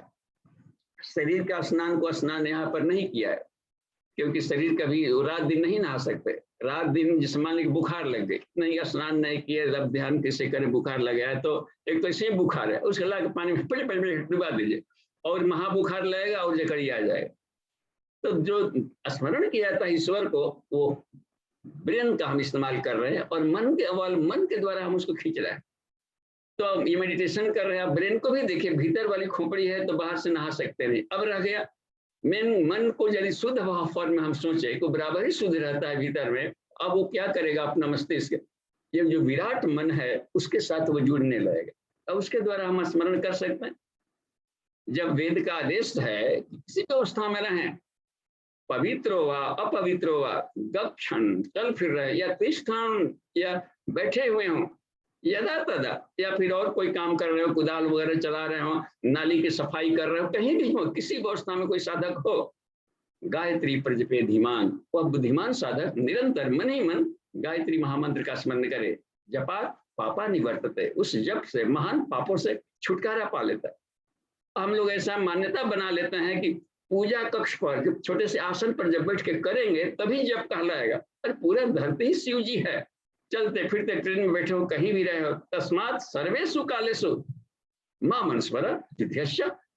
गीता ने आदेश दिया है, यदि सभी कालों में हमको नहीं स्मरण करोगे तो तुम्हारे अचेतन मन में, ये तुम्हारे बॉडी में संस्कार नहीं बन पाएगा। और फिर पिछला वाला संस्कार क्या होगा, मरते समय वो पिछली वाली आदतें वो सब है, वो आकर के फिर भारी पड़ जाएंगी और फिर उस योनि में चला जाएगा। यम यम वेति, इसमें आता है यम यम स्मरण भावते यंति अंते कलेवरम तम तमय कौन्तेय तम तमय वेति कौन्तेय सदा तद्भाव भाविता। क्यों उस गति में गया कि हमेशा उसी भाव में अपने आप को रखा। तो यदि हम अपने आप को चाहे चल फिर रहे हों सभी कालों में, तस्मात सर्वेषु कालेषु, तो कहीं भी ये बात बन सकती है। ड्राइव भी कर रहे हो, ईश्वरीय चेतना का स्मरण कर रहे हो तो बहुत सारे खतरे में बात बन जाती है। और वो ईश्वर तो हर जगह भूला हुआ है, अवेयरनेस बढ़ा देता है। तो यहाँ पर एक बात बन गई कि स्नानम मनोमल त्यागम, मन को सभी तरह के मल से, और वहां था विष्णु से रहित करना, तो वह भी एक मल था, उस चिपकाव को हटाया। एक यहाँ पर फिर आ रहा है स्नानम मनोमल त्यागम। अब मन का मल कहाँ रह गया, हमने विषयों को हटा दिया। अभी बहुत सारा एक वेराइटी का होता है, क्रोध है, जैसे काम क्रोध लोभ मोह अहंकार, देखते हैं वासना तृष्णा अहंता, परावलंबन पड़ा हुआ भी जा करके हर जगह आसरा खोजते, कोई आकर के हमको हेल्प करता है, कोई आकर ऐसा करे, तो उससे स्वावलंबी क्यों नहीं बनता है। उसमें कहा कि गायत्री के हर साधक को परिसावलंबन, बिल्कुल परावलंबी नहीं रहना चाहिए, चाहे लोग सही हो कहीं। हम अपने उपार्जन से काम लें, सिर्फ आत्मावलंबी बने, और भी छिद्रान्वेषी नहीं, जो भी दूसरे में दोष खोज रहा है ऐसा, इसका मतलब है कि अभी गायत्री साधक बना ही नहीं है, क्योंकि उसके भीतर में ईश्वर नहीं दिख रहा है ना वो। तो अब क्या बात रह गई, उसके कल्याण के लिए प्रेयर भर कर सकते हैं कि हमें, हाँ उसका तो ऑपरेशन, किसी व्यक्ति को कोई व्यक्ति सुधार नहीं सकता, जब भी सुधरेगा वो अपने से सुधरेगा बस। जब भी महात्मा बनेगा अपने से बनेगा, और जब भी नीचे गिरेगा अपने ही बात मानेगा तो गिरेगा, क्योंकि ईश्वरीय बात मानने की अभी क्षमता नहीं आ पाई है। अपने अंतःकरण के आवाज को, जो भीतर आत्मा बैठा हुआ है, गुरु बैठा हुआ है, उसके अनुशासन में चलना सीख लेगा तो खुद ही प्रकाशित कर जाता है। अब यहाँ पर देखिए, स्नानम मनोमल त्यागम, खडभाव खडूर्मी भी होता है, वो मन में जाकर कहीं चिपका रहता है। ठंडा से गर्मी से उतार चढ़ाव, जरा मरण, इसका दुख भी इधर चिपका रहता है, और भी तरह के शोक और मोह, ये सब चिपके रहते हैं। विषयों से इसका ताल्लुक नहीं है, देखते हैं वो अलग ही तत्व है। तो कहा कि स्नान उसको कहते हैं जो उसको मन को हटा। एक बार गुरुजी को चार्ट लोगों ने दिया कि गुरुजी देखिए, जग कराने गए थे ना, इतने लोगों ने बीड़ी छोड़ा है, इतने लोगों ने चाय छोड़ा है, इतने लोगों ने ऐसा किया है। उस लिस्ट को फेंक दिया कि पहले ये बता कितने लोगों ने ईर्ष्या देश छोड़ा है, ये बता दे बस। गजब की बात है, समझे ऋषि का कितना, कहाँ पर वो कबीरदास हमें ले जाना चाहता है। असली मैल तो छोड़ा ही नहीं, हटाया ही नहीं गया है, तो उसको स्नान नहीं कहा बस। तो स्नान मनोमल त्यागम, और उस तरीके से मन ही मन स्नान करें तो फिर क्या है, अघोर हो या कोई एक नम अघोर भी है शिव जी का, कहीं भी हो, वो भस्म स्नान करता है, भस्म लपेट लिया तो वो स्नान हो गया। हवाएं अवधूत होते हैं ना, उसको हवाएं भी जा करके करती है तो हवाएं तर जाती है, वो नहीं नहाता, उसका स्पर्श से हवाएं शुद्ध हो जाती है। ये है कमाल इसका। यहाँ पर ले जा रहा है पर, क्योंकि भीतर में शिव न है और शिव को मंदिर को स्पर्श करके जा रही है गाड़ी। शरीर को देखिए ऊपर वाले सूत्र में, फिर उसका आता है देहो देवालय प्रोक्ता सजीव केवल शिव। यह शरीर भगवान का मंदिर है और भीतर जो विशुद्ध आत्मा भीतर है और वही शिव है। अब हम देखें, अब इसके बावजूद भी जो व्यक्ति ऐसा मानेगा वो जीवन में कभी मांस खा सकता है जी? मांस कहाँ से ले आया है कोई खाने के लिए? किसी न किसी चीज को तो मारा होगा जरूर, या तो जानवर को मारा होगा या फिर पक्षी को मारा होगा, खुद नहीं मारा होगा तो किसी और ने मारा होगा, और मुर्दा जरूर है। उस मुर्दे का मांस ले आ रहा है और कहाँ गाड़ रहा है? मंदिर के भीतर में। देखिए राम नाम कोई व्यवहार में आप कर सकते हैं, सब बाहर सोच कर देखा जाए मित्रों, इसमें हम देखते हैं राम नाम सत्य, राम नाम सत्य श्मशान घाट पर न जाता है कोई जाकर के मंदिर का, दुर्गा जी का उपना प्रतिष्ठा हो गया आज, ये पुरावती वगैरह, राम नाम सत्य है, कहाँ जा रहे हो? हम जाए आज यहाँ पर इसको जलाना है, लाश ला है, घुसने देगा, कूड़ देंगे, कचूमर देगा, उसको फेंक देंगे दूर। क्या बात होगी? इसके बावजूद ये सारे देवी देवता भीतर हैं और हम मांस जैसे टुकड़े ले जाते हैं, तो शरीर क्या बन सकता है? या तो कब्रिस्तान बनेगा, श्मशान घाट बनेगा, मंदिर नहीं रहेगा। और श्मशान में क्या रहते हैं? भूत प्रेत रहते हैं। किस तरह का क्रोध, आलस्य, प्रमाद, तरह तरह के रोग दुख बन करके प्रेत सब आने लगता है। इसलिए कहा कि आहार शुद्धो चित्त विशुद्धि भवति सत्वता। इसलिए हमने देखा कि इसी सारी बातें को आई कि भगवान को कभी भी ये चरपरा आचार नहीं चढ़ाया जाता। ये कॉमन सी बातें हैं। आचार कोई चढ़ाता है, बढ़िया प्रसाद लाते हैं, सात्विक लाते हैं, तुलसी वगैरह लेकर के सात्विक ऐसा प्रसाद देते हैं, लेकिन आचार नहीं चढ़ाते। अब देखिए उस भगवान जी को नहीं मन करता होगा, जीव चटपटाता होगा, कितना अपने खूब अचार खा रहे, हमको नहीं खिला।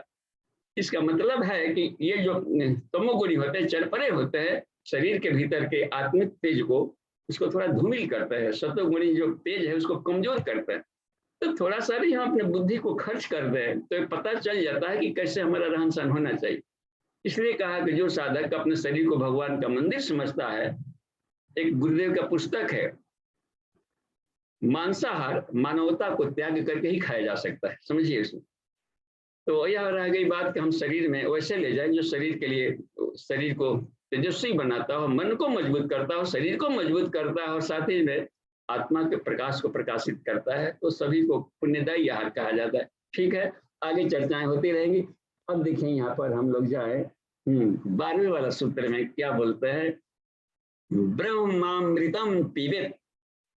ब्रह्म ज्ञान का अमृत स्मरण करते हैं, स्मरण करने को ही, याद करने को पीना कहते हैं, उसको चुस्की लेते रहा जाए।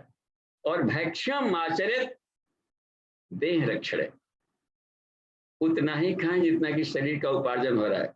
तरह तरह के पकवान और वैरायटी खा ही लेंगे तो इसमें कोई विशेष बात नहीं बनती, और भी मन बिल्कुल गजब का होते रहेगा, रोज वेरिएशन रोज खोजते रहेगा, तो मन में चंचलता बराबर बनी रहती है।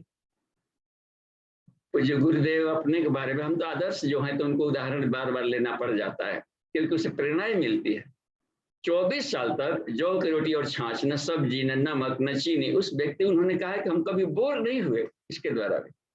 तो जिनके थालियों में जितनी कम संख्या और जितनी कटोरी की संख्या अधिक है, समझिए कि अब ये अब हुआ बस। अब बाजार के मार्केटिंग में अपनी दौड़ लग गया, ये गोलगप्पा ओट बार्डर हो बंडर, अब शरीर में जाकर के सब जाकर के खूब धक्का मुक्की करेगा, फटाफटी अपना शुरू कर देगा। तो इसलिए कहा कि उनको अपने खाने के सही लोग बताते हैं, हम तो गुरु जी के साथ वह नहीं गए जहाँ पर खाते थे अपना। उन समय जो उनके मित्र थे, लीलापत जी भाई साहब वगैरह, वो सब जब जाते थे तो कहते गुरुदेव अलग तरफ से खाते थे। बेचारा श्रद्धा से 3-4 चीज बना भी देता था और दे भी दिया तो ना नहीं करते थे, लेकिन खाने का तरीका अलग था, एक खावन और एक मिलावन। यदि दाल है तो दाल रोटी खा लेते, या फिर सब्जी खाते, कोई एक ही खाते थे, जब वो खाकर खत्म है तब दूसरे को खाते थे, ऐसे ताकि एक को अपना स्वरूप बदल दे तब दूसरे वाले का खाए। मिलाकर मिक्सिंग करके खाने का बड़ा इस शरीर में उसका कभी साइड इफेक्ट भी आ सकता है। पपीता भी फायदेमंद है, करेला भी फायदेमंद है, अलग अलग खाएंगे तो दोनों का शरीर में बढ़ा देगा, शरीर के लिए दोनों लाभदायक होगा। और मिलाकर कोई खाए तो बताया है, परीक्षण करके देखा है कितने लोगों ने कि उसका बहुत भारी पॉइजन बन जाता है, और खा के सोया तो सोए रह गया। यहाँ पर कुछ घटनाएं घटी थी, तो पुलिस ने ऐसा प्रयोग किया था, जैसा हम भी देखते हैं तो कुत्ता खिलाया वो मर गया। अब पता नहीं, हमने प्रयोग तो किया नहीं है साथ में मिलाकर खाने का, वो बुद्धि यूं ही ईश्वर ने बचाते रहे, लेकिन मिक्सिंग से हमें बचना चाहिए और आगे पीछे कर खाना चाहिए। चरक परंपरा में गुरुदेव ने एक नई बात कही, एक औषधि चिकित्सा पद्धति, दो जड़ी बूटियां खानी है तो मिक्सअप करके नहीं, एक फाँक लिया पानी पी लिया, दोबारा दूसरे को फाँका पानी पी लिया, तो इस तरीके से उसका अच्छा प्रभाव पड़ता है। और औषधियों को रखना भी है तो मिक्सिंग करके हम न रखें, अलग अलग रखें ताकि उसकी आयु लंबी रहेगी। मिक्सिंग करके रखने वाले पर उसकी जल्दी पोटेंसी खत्म होती है। तो ये सारे गुण इसमें जिसे बताया गया है। अच्छा, एक और बात है, कमाए उतना ही जितना की आवश्यक अवसाद की पूर्ति हो। भैक्षम उपार्जन भी होता है, भैक्षम आचरित, कमाने जा रहे, ठीक है, कितना कमा रहे, खूब कमाएंगे, क्या है कि कमाएंगे, खूब कमाएंगे कि हमारी आने वाली 100 पीढ़ियां कमाए मत, हराम का खाते रहे। ये कितनी कमाल की बात है। यदि हम पुत्रों में से उनके लिए धन छोड़ते हैं तो क्या बात बनेगी, कुल कपूत तो क्यों धन संचय, वो सारा उड़ा देगा तुरंत, क्योंकि परिश्रम करके कमाए नहीं। और यदि कुल सपूत तो क्यों धन संचय, यदि सपूत निकल गया तो पैतृक संपत्ति को बिल्कुल यूं ही लोकहित में लगा देगा। पैतृक संपत्ति तभी तक रहती है जो अपने लिए काम आती है, लेकिन जब खुद उपार्जन कर रहे हैं तो विश्व मरा कोई व्यक्ति तो विश्व संपत्ति हो जाती है। और उस विश्व संपत्ति को थोड़े से लेके पिकनिक मना रहे हैं, वो अपने अपने लोगों को बुलाकर खिला रहे हैं साद अर्पण में, तो ऊपर से फोटो ले कि विश्व संपत्ति को थोड़े लोग लूट रहे हैं वहां पर। तो समझिए यही गुरुकुल परंपरा थी, रघुकुल नीति सदा चली आई। वो लोग अपने सर्वेद जग कर लेते थे और सब विश्व संपत्ति को बांट देते थे, बिल्कुल अपने लिए नहीं रखा कि हम अपना जस खुद कमाएंगे। इसलिए ऐसे संस्कार वाले लोगों को बार बार राजा चुना जाता था। तो एक परंपरावाद बनती। गुरुदेव को देखिए, पैतृक संपत्ति को महत्व नहीं, अपने जीवन का अपने ढंग से जीवन जिया।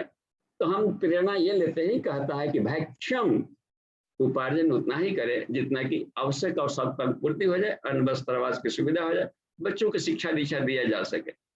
और जिनको बचत करना भी हो उतना ही रखे, जो घर में जो बच्चे नहीं पढ़ सके हो, बालक हो, बूढ़ा हो, पागल हो, मरीज हो, इनके केयर टेकर के लिए थोड़ी सामग्री रखी जा सकती, लेकिन बाकी सबका उपार्जन के लिमिट तो होना चाहिए। यही ये सारी बातों का सीख इसमें घुला हुआ है। देखिए, ठीक है, देखिए 2 मिनट की बात बच गई है, तो हम यहाँ देखते हैं अंत में क्या बोल रहे हैं। अच्छा, परमात्मा में लीन होकर द्वैत भाव को छोड़ करके, और ऐसा धीर पुरुष यदि इस तरीके का रहता है तो ऐसा धीर पुरुष हमेशा ब्रह्म का अमृत पाता है, मुक्ति को प्राप्त कर जाता है। यहाँ पर एक और भी बात है, उस परम धाम वाले को नमस्कार है, और कल्याण हो, मेरा कल्याण हो, दीर्घायुष हो, ये प्रेयर नहीं है। जहां उसके साथ लीन रहेगा तो उसका दीर्घायुष होगा ही होगा, कल्याण होगा ही होगा। हम यदि गायत्री मंत्र बोलते हो, ओम भूर्भुवः स्वः तत्सवितुर्वरेण्यं भर्गो देवस्य धीमहि धियो न प्रचोदयात्, इसका एक अर्थ भी होगा, उस प्राण स्वरूप, दुख नाशक, सुख स्वरूप, श्रेष्ठ, तेजस्वी, पाप नाशक, देव स्वरूप परमात्मा को अंतरात्मा में धारण करें। वह परमात्मा हमारी बुद्धि को सन्मार्ग में प्रेरित करे। देखते हैं ना, एक प्रेयर जैसा भी भाव है इसमें, आपको धारण करते हैं, हमको करें। एक और भी अन्वयीकरण करके विवेकानंद ने इसका अर्थ निकाला था, या वेद में ही 3-4 जगह जो 5 जगह आया है बार बार गायत्री मंत्र, तो हर जगह अलग अर्थों में आया है, अन्वयीकरण उसके अलग अलग होते हैं, नहीं तो रिपीटेशन का दोष लगता है। एक ही बात को 2 बार क्यों रिकेट किया, तो उसमें मंत्रों की संख्या बढ़ाने के लिए ऐसी बात नहीं है, हर बार में इसको निरुक्त कहा जाता है, अलग अलग अर्थों में आया है। यदि इसका प्रयोग प्रज्ञान इस ढंग से करे, तत्वरेण्यम सवितुर भूर्भुवः स्वः, वह जो भूर्भुवः स्वः में व्याप्त है, कौन सा परमात्मा, उसके गुण केवल बताया गया है, धियो न प्रचोदयात्, वह सविता जो हमेशा संसार के सारे बुद्धियों को, सबको उत्पन्न करता है, उसकी बुद्धियों को प्रेरित करता है, उस सविता को, उसके भर्ग को, उस सविता देव के भर्गो देवस्य धीमहि, उसको हम धारण करें। तो उसका तो ड्यूटी ही कर ही रहा है, हम प्रेयर करें तो ना करें तो हमेशा ईश्वर द्वा सुपर्णा से या सखाया समान वृक्षम पर शाश्वता, वो बराबर उसका संरक्षण करते रहता है, उसकी प्रेरणा है। जो सारे संसार को चला रहा है, उस ईश्वरीय सत्ता को हम धीमहि धारण करें। भर्ग कहते हैं तेज को, पापनाशक शब्द यानी तेज धारण करेंगे तो अपने आप सारी शब्द समाप्त, उस तेज को हम धारण करें। वह तेज क्या है? विवेक हुआ, संयम हुआ, कर्तव्य हुआ, सहकार हुआ, परमार्थ हुआ, सौजन्य हुआ, पराक्रम हुआ, ये सारे ही उसके भर्ग हैं।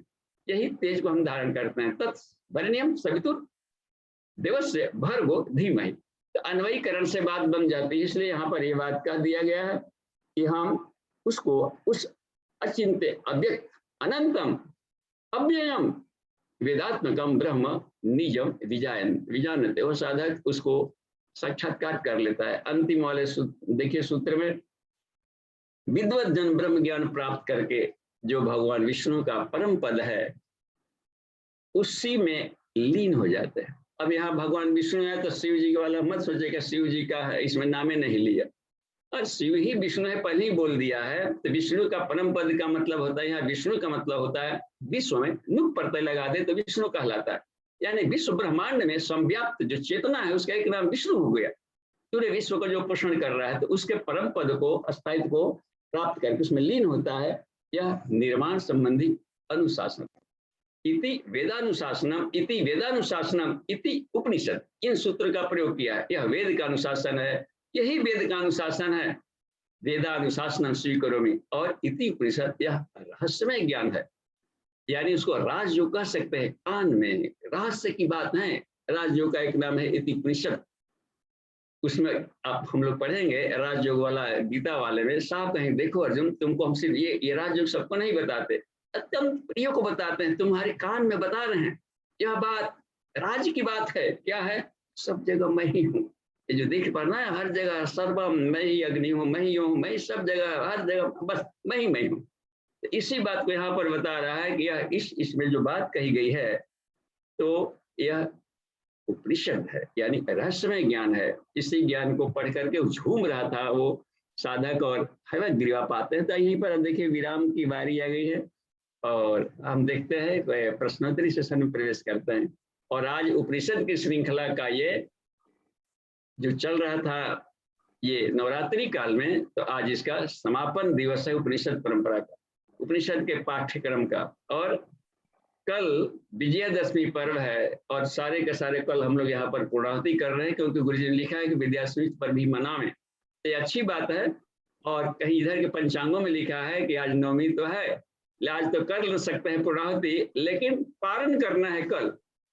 और जब कल ही खाना है तो इसलिए हम कहा कि विजयादशमी पर भी हो जाएगा। तो सारी साधक मिलकर के कल विजया, जब ये दुर्गा जयंती भी मनाएंगे, उनके मंत्रों का प्रयोग किया जाएगा, उसके अर्थ विश्लेषण भी होंगे और उसके चित्रण वगैरह भी हो जाएंगे। तो उसमें तो कल रखा गया है परम पूज्य गुरुदेव की आवाज में पंचकोश धारणा का, ध्यान धारणा का हम लोग प्रैक्टिकल करेंगे, और गुरु जी क्लास लेते रहेंगे, प्रैक्टिकल कराएंगे, उनकी आवाज में आएगा।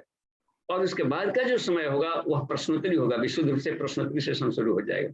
तो वो उसका कल हम लोग लाभ से उस प्रश्नोत्तरी में जहां भी कोई कंफ्यूजन हो दुर्गा साइंस के बारे में या जो कुछ भी अब तक के क्लासेज के बारे में हम लोग कर सकते हैं। अब देखिए नितिन जी, हैंड रेज जो किया गया है उसको आप दे देना। जी बाबूजी प्रणाम, आशीष बोल रहा था। हाँ जी प्रणाम। बाबूजी आज की कक्षा में अहम ब्रह्मास्मि में आपने बताया कि अहम जो आया है वो बोधत्व वाला अहम है। तो ये अद्वैत वाला अहम और बोधत्व वाला अहम, इस दोनों में क्या अंतर हुआ बाबूजी? हाँ, तो ये बोधत्व हो गया कि सृष्टि में हर जगह ईश्वर की सत्ता है और हमारे भीतर भी स्पंदन जो चल रहा है उसी के द्वारा चल रहा है। तो ये सारे ज्ञान मिल गया उसके, यह बुद्धत्व हो गया। इस संसार में जो भी क्रियाकलाप चल रहे हैं वह सिर्फ स ही सर्वकर्ता सर्वविद है, वह ईश्वरीय चेतना ही सबको करा रही है। जिसमें जो गुण देख रहे हैं प्रकाश का, जिससे जल में शीतलता है, अग्नि में, और अग्नि में तेजस्विता है, वायु में गतिशीलता है, पृथ्वी में क्षमाशीलता है, आकाश में जो विशालता है, वह सर इनके इस ईश्वर के तेज से ये बोधत्व हो जाता है कि सृष्टि में और कोई दूसरी की सत्ता नहीं है। यानी एको ब्रह्म द्वितीयो नास्ति, इसी के बुद्धत्व को बुद्धत्व कह दिया गया। हमने देखा उस अवस्था में कि अपनी आत्मा ही फील कर रही थी, बॉडी भी नहीं था, लेकिन बुद्धत्व था, फीलिंग वाला एहसास बना हुआ था। इसको ऐसे हम लोग समझें जैसे बूंद समुद्र में मिल गया तो उसका परमाणु तो रहेगा ही उसमें। समुद्र तो कहला गया कि समुद्र में मिला, लेकिन परमाणु तो रहता है। आकाश की भी इकाई हो सकती है। सब जो शून्य माना जाए ईश्वर को एक बॉडी, तो उसकी भी तो कोई इकाई होगी, तो उसके हर इकाई में वो गुण होता है। तो ये तालबद्धता आती है, क्योंकि वो समग्र रूप से पकड़ तो हम नहीं सकते, या अपनी सत्ता को खो दिए तो फिर जाकर के ईश्वर में अब जब चाहे ईश्वर मिला सकता है अपने आप में, क्योंकि वो सृजन किया है आत्माओं को। लेकिन हम अपने आप से अपने आप का विस्फोट नहीं कर सकते, उसमें नहीं विलीन कर सकते, क्योंकि वो न हन्य हन्य किसी भी तरीके से ब्लास्ट नहीं कर सकते। और ईश्वर ने उत्पन्न किया है, ईश्वर जीवाला है, चिंगारियों के रूप में निकाल दिया सूक्ष्म आत्माओं को, क्योंकि लोक बनाया है, उसको हैंडल करने के लिए अपनी परा प्रकृति और लाभ लिया, फिर भी अपने आप को पूर्ण रहता है। तो ये उसके अद्वितीय शक्तिपन है। तो ये बुद्धत्व तो हो जाता है कि सृष्टि में सिर्फ एक ही सत्ता का प्रकाश है, और वो आनंदमय है, शांतिमय है। इस अवस्था को, इसी फीलिंग को बुद्धत्व कहते हैं। तो इसमें द्वैत भाव नहीं रहता है ना बाबूजी? हाँ, इसको द्वैत नहीं कहा जाएगा। द्वैत अलग ये कहलाएगा कि ये ब्रह्म अलग है, ये अलग है, ये द्वैत भाव कहलाएगा। और उस अलग अलग में फिर जाकर के हम इधर उधर भटक सकते हैं। अब हर जगह एक सत्ता है। अब हमारे भीतर में भी जो निकल रहा है, ऐसा सोच रहा है साधक, अपनी आत्मा में छेद करके देखना पड़ता है कि हमारे सेंटर में क्या है। इसको बिंदु साधना कहते हैं। और उसमें जाकर देखा जाता है कि वहां भीतर भी ईश्वर ही ईश्वर है, उसके प्रकाश से मैं चमक रहा हूँ। तो यह बुद्धत्व ही साधक को ब्रह्म में बना देगा, यानी उसके जैसा आचरण करने लगा। सीमित रेंज में जीवात्मा का रेंज सीमित होता है। चुंबक का छोटा कण भी चुंबक होता है, लेकिन उसका मैग्नेटिक फील्ड छोटा होता है। इसलिए वो भ्रम में आ गया था कि मैं विराट का अंश नहीं हूं, और उसके जैसा व्यवहार कर रहा था। तो इतने भर होता है, इसको द्वैत नहीं कहा जाता, क्योंकि अपने भीतर का जो कसाई कलमा सट गया, रेजोनेंस स्थापित कर दिया। अब जैसे मान लें कि बल्ब जल रहा है, तो बल्ब तभी तक कहलाएगा जबकि ऑफ था, नहीं स्विच ऑफ हमने नहीं दिया। लेकिन जब स्विच देते हैं तो वो प्रकाश है जो दौड़ने वाला इसके साथ ही प्रकाशित हो रहा है, तो उसके साथ धारा में बह रहा है। तो इसी लयबद्धता को लीन कहा जाता है। प्रलय, देखिए लय में लय मिला, ऑर्केस्ट्रा में सब लय मिलाता है, तो सारे वाद्य मिलकर प्रलय, एक ही ध्वनि में सब दौड़ रहे हैं। इसी प्रलयता को ब्रह्मलीन कहा जाता है। उस तरंगों के साथ सब सूर्य में सूर्य मिला रहा है सृष्टि का। जहां कटपुट कुटपुट करता, तो वहां पर जाकर के ये प्रदूषण जैसा हो जाता है। तो इसी तालबद्धता को, साजुजता को ही ब्रह्मलीन कहा जाता है। लेकिन बुद्धत्व तो रहेगा ही, क्योंकि ईश्वर बुद्धत्व है ना, वो ज्ञान स्वरूप है, और उसका हर परमाणु में ज्ञान रहेगा, चैतन्यता रहेगी। जी। तो बाबूजी आत्मज्ञान के समय मन उपस्थित रहता है अथवा नहीं? देखिए, मन तो वो तभी कहा जाएगा जबकि समष्टि मन में नहीं जुड़ा है। मन समष्टि मन में जुड़ गया तो अपनी सत्ता को ईश्वर के साथ जोड़ दिया। यदि मान लीजिए कि वामदेव ऋषि बाहर थे, लेकिन जानने के लिए माँ के गर्भ में प्रवेश कर दिया, एक कहीं न गर्भावस्था में भी गए थे। तो जो बच्चा भीतर में चला गया है तो उसके करंट जाने लगता है। कोई चुंबक है और कोई रॉड भी है, कहीं से मान लीजिए कि एक छोटा सा पार्टिकल है लोहा का, और चुंबक में उसको कहीं पर चिपका दिए, तो उसके बॉडी में भी तो उसका प्रवाह दौड़ने लगा। इसलिए वो ये नहीं कर सकता कि मेरा अलग मैग्नेटिक फील्ड है। तो उसी सत्ता के आनंद के अनुभव करने को ये बात कह दिया जाता है यहाँ पर। अब कहाँ पर प्रॉब्लम है? तो इसका अर्थ ये हुआ बाबूजी कि मन उपस्थित रहता है, पर वो समष्टि मन के साथ तालबद्धता स्थापित कर चुका होता है। उसी को कहा जाता है कि मन का रूपांतरण हो गया। बस अपना ईगो ईश्वरीय ईगो के साथ जुड़ गया, तो उसको हम ब्रह्मास्मि कर दिया। तो आत्मा का साक्षात्कार बाबूजी आत्मा ने स्वयं किया या मन ने किया? आत्मा करता है ना, मन तो जड़ है, जड़ किसे कर लेगा? जड़ में क्षमता नहीं है। यदि मन जड़ रहता है तो सोए रहेंगे तो आपका मन जाकर दूसरा खोपड़ी में घुस जाता, अपने से टहल के। कुदाल वगैरह सब टहल कर चला जाता है। टीवी खरीद के बढ़िया लाए है ना, यदि उसमें चेतना तो रहता तो सुबह देखते हैं कि जा करके दूसरा घर में ड्राइंग हॉल में जाकर टहल के वहां बैठ गया, तो आफत आ जाएगी। इसलिए रखा ही गया है सुख के लिए, भोग के लिए प्रकृति उत्पन्न कर दिया है कि इसका हम और परा चेतना से इसको हैंडल करेंगे। तो आनंद में है, आनंद के सृष्टि का। और ये सब ज्ञान के द्वारा तर्क से नहीं समझा जा सकता है। ना महात्मा न मेधया, बस न प्रवचने, ना जब भी समझ में आएगा तो तपस्या से आएगा। हम तप करते रहे तो बुद्धत्व आ जाएगा। यह हम तर्क से नहीं समझा सकते, न तर्क से किसी तरीके से कर सकते। तर्क से करते भी रहेंगे तो हम अपने अनुभव को नहीं कर सकते। वो नीति कहना पड़ेगा, नहीं व्याख्या नहीं किया जा सकता है, क्योंकि मन के द्वारा हम कर रहे हैं ना। और मन की सत्ता खत्म हो जाती है तब उसका साक्षात्कार होता है। खत्म होने का मतलब समष्टि मन से जुड़ जाना, विलयन विसर्जन को खत्म होना कहते हैं। जी थैंक यू बाबूजी। तपस्या में जिज्ञासु, बस मनोमय कोश के वाला विज्ञान में कोश वाली साधना कर तो पता चल जाएगा कि मन मैं हूँ, मन मेरा, प्राण मेरा था, और इसका स्वार्थ अलग था, शरीर मेरा वाहन था, मैं विशुद्ध आत्मा हूं। तो तपस्या करनी ही करनी पड़ेगी इसको जानने के लिए, बुद्धत्व से। तर्क से नहीं बताया जा सकता कभी भी किसी भी तरह के तथ्यों को, जो कि परा वाला है ना, वो अपरा है ही नहीं, अतर्क अपरा बुद्धि से होगा, शब्दों का प्रयोग करना है। जी बाबू जी, थैंक यू बाबू जी, प्रणाम बाबू जी। Thank you. और देखिए विकी भैया का उधर विष्णु आनंद जी, जी आइए 50% में आ जाइए। बाबू जी प्रणाम। जी प्रणाम। आपकी आवाज रुक गई। जी बाबू जी आशीष भैया के प्रश्न नहीं आ रही बाबू जी? जी आवाज आ रही है जी, बोलिए। बाबू जी आशीष भैया के ही प्रश्न के परिप्रेक्ष्य में कुछ स्वाध्याय क्रम में मिला था, उस पर बाबू जी मुझे और प्रकाश मिल जाएगा आपसे। ये सुख रहस्य उपनिषद में मुझे मिला था बाबू जी, जिसमें 31वें मंत्र में कहते हैं शिव, प्राणी जिसके द्वारा देखता, सुनता, सूंघता, बोलता और स्वाद अस्वाद का अनुभव करता है, वह प्रज्ञान कहा जाता है। प्रज्ञानम ब्रह्म वाले में बाबूजी, चतुर्मुख ब्रह्मा, इंद्रदेव, संपूर्ण देवता, मनुष्य, अश्व, गौ आदि पशु और अन्य सभी प्राणियों में एक ही चैतन्य सत्ता ब्रह्म अवस्थित है, वही प्रज्ञान ब्रह्म मुझ में भी समाया हुआ है। यह हमारा शरीर ही परिपूर्ण ब्रह्म विद्या प्राप्ति का अधिकारी है।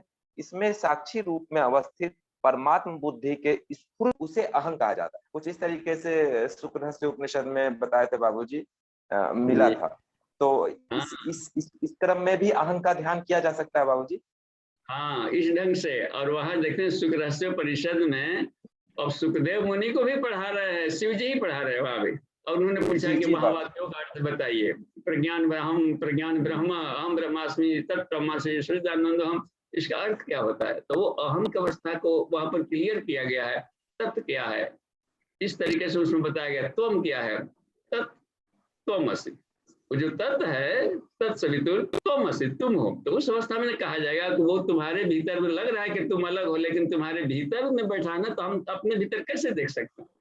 हमारे भीतर में कौन से प्राण आ रहा है, तो आदमी प्राण को नहीं देख पा रहा है। तो ये साफ है कि उसको देखने के लिए उससे ऊपर वाला लेयर में हमें जाना पड़ेगा, तो वो दिख पड़ेगा। तो छत पर चढ़ेंगे तब ना दिखाई पड़ेगा पूरा इलाका। ये कोठरी में बंद है, ताला लगा दिए, मकान बाहर शहर नहीं दिख रहा है, तब कैसे हम देख पाएंगे कि हम तो अपने छोटे से अलग है जुडिक्शन में फंसे हुए हैं। तो इस लेयर से ऊपर जाएंगे तभी नीचे वालों को देखा जा सकता है। बस तो मन को विज्ञान में देख सकता है, यानी अपरा विज्ञान को परा विज्ञान देख सकता है, परा विज्ञान को आनंदमय कोश देख सकता है, आनंदमय कोश को अखंडानंदमय कोश देख सकता है। जी ठीक है, लेकिन साधना के सिवा कोई उपाय नहीं, बस आत्म साधना। बस देखिए एक और भी हैंड रेज था नितिन जी, उनका लगता है कि वकील साहब का था, पटना से जी, ये लिखा हुआ था। अरविंद जी का है क्या? देखे तो बाबूजी जो प्रसवन और प्रतिप्रसवन बताए थे, कुछ उसी तरह का विज्ञान है बाबू? हाँ, ये विज्ञान है, समझ में आ गया। और इसकी साधना करेंगे तभी। पुरुषार्थ सुनिए ना, यानी आत्मा को जानने देखने के लिए और कोई प्रैक्टिस बाकी नहीं रह गया, और हंसता मलकवा दिखने लगा। तो वो तरीका बताया है कि एक तो तरीका प्रतिप्रसवन, और वो भी बताया गया है तो प्रतिप्रसवन का भी, कि कैसे वहां से लेकर के हम बने हैं, और हम ये सारा संसार बना से कैसे वहां पर विलयन होता है, कैसे विसर्जन होता है। तो विसर्जन विलयन दो प्रकार की हवाएं हैं, प्रसवन प्रतिप्रसवन। यदि हम प्रतिप्रसवन में जाते हैं तो ब्रह्म बल बढ़ेगा, और यदि प्रसवन में जाते हैं तो इस पदार्थों के भीतर में हमारी सत्ता गई तो उसके दोष दुर्गुण भागेंगे। तो अपानन प्राणन इसी को कह दिया गया, नामक अंत। अपानन प्राणन को पानापान पानापान कह करके भी उसका लोग लाभ लेते हैं कहीं कहीं पर। तो प्राण और अपान है, बस पानापान को ही कह दिया। और इसी को बाबूजी आप हमें गायत्री और सावित्री साधना से सिखाए रहे हैं। हाँ जी, हाँ, गायत्री को यहाँ पर परा कह दिया जाता है, तो अपरा कह देते हैं सावित्री को। अब शरीर है, यदि आप केवल परा परा करते रहेंगे तो शरीर में रोग दुख और ये सब टेंशन और मन के विकारों फंसे रहेंगे हम, क्योंकि आत्मिक से बात नहीं बनेगी। मन से काम लेना है, बुद्धि से काम लेना है, और शरीर से काम लेना है, ये इसकी दक्षता खत्म हो जाएगी। जी प्रणाम बाबूजी। जी प्रणाम। जी बाबू जी, एक प्रश्न हमारा है। जैसा कि आप बताते हैं कि आत्मा को पाने का और कोई माध्यम नहीं है, सिर्फ तप के माध्यम से उसे पाया जा सकता है।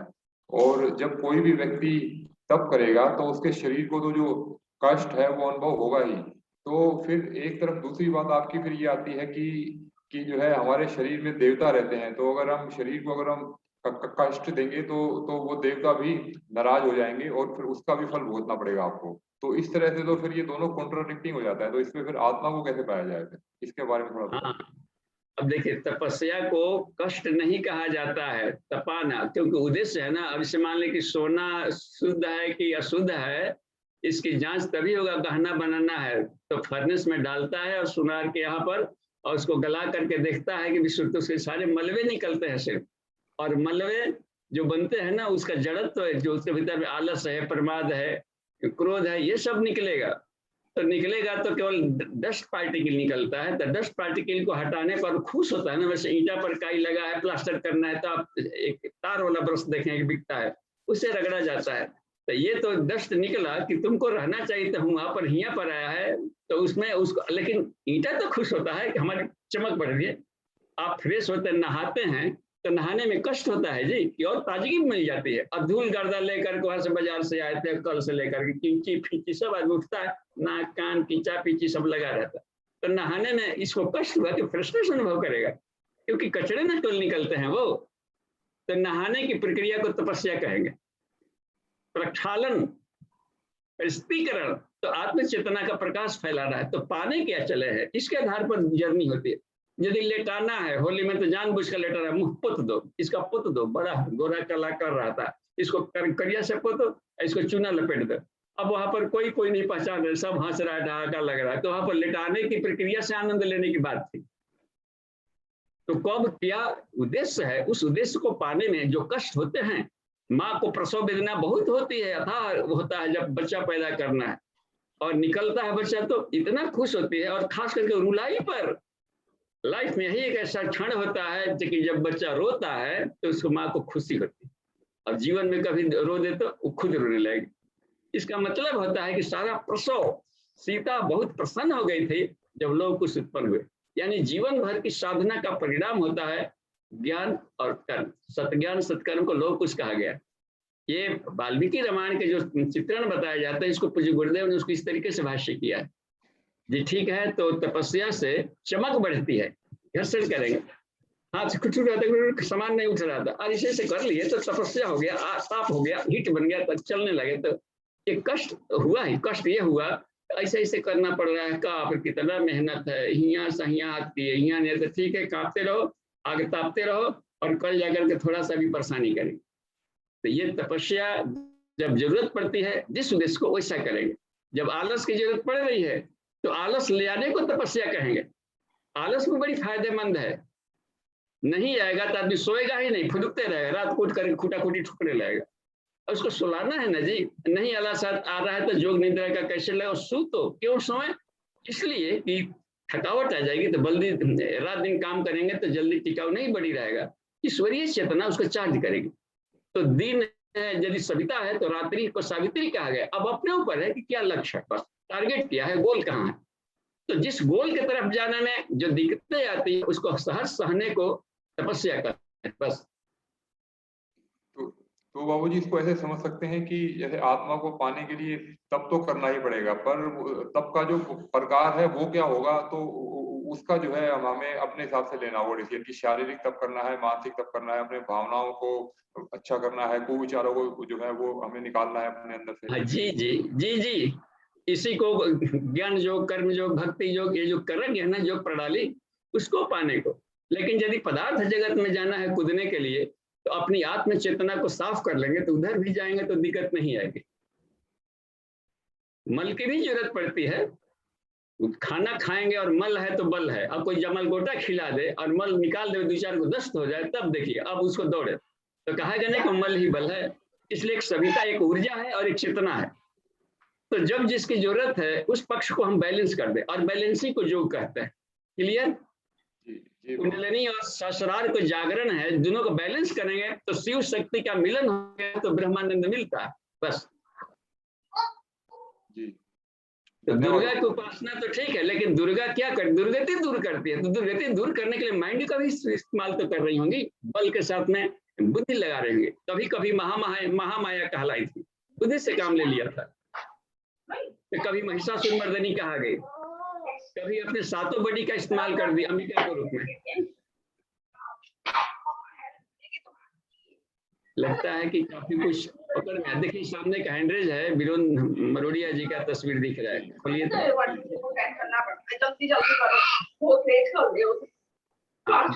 लोगों को बंद करें, उनको बंद करें जो इधर सवाल है। जी बाबूजी आप अनम्यूट हैं। जी बाबूजी प्रणाम। देखिए कहीं और भी चल रहा है ना, देखिए आपके घर का है मुरलिया जी, क्या आवाज आ रही बेकग्राउंड से? आप लगा दें।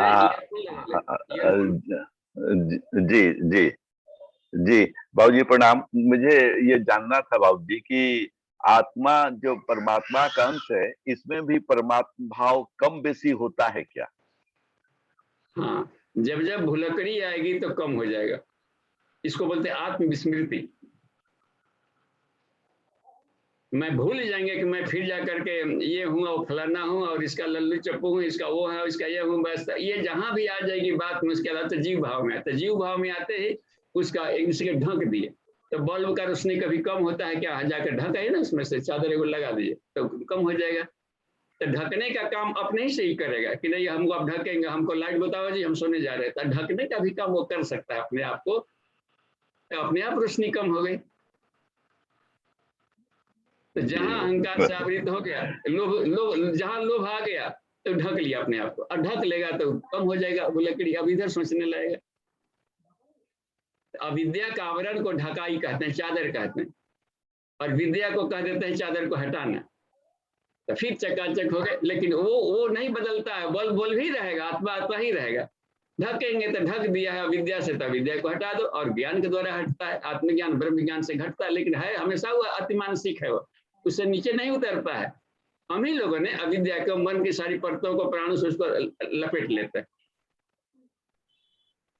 तो उस प्लेटफॉर्म में ले जाने के लिए श्री अरविंदो ने प्रयास किया था कि तुम अपने मूल स्वरूप में क्यों नहीं रहते, नकली जीवन मिथ्यात्व में क्यों जी रहे हो? मिथ्यात्व ही ईश्वर का सबसे बड़ा दुख है, इन्होंने कहा था श्री अरविंदो ने। जी जी जी बाबूजी बहुत क्लियर हो गया। बाबूजी प्रणाम। जी प्रणाम। जी बाबूजी चैट बॉक्स में एक प्रश्न आया है।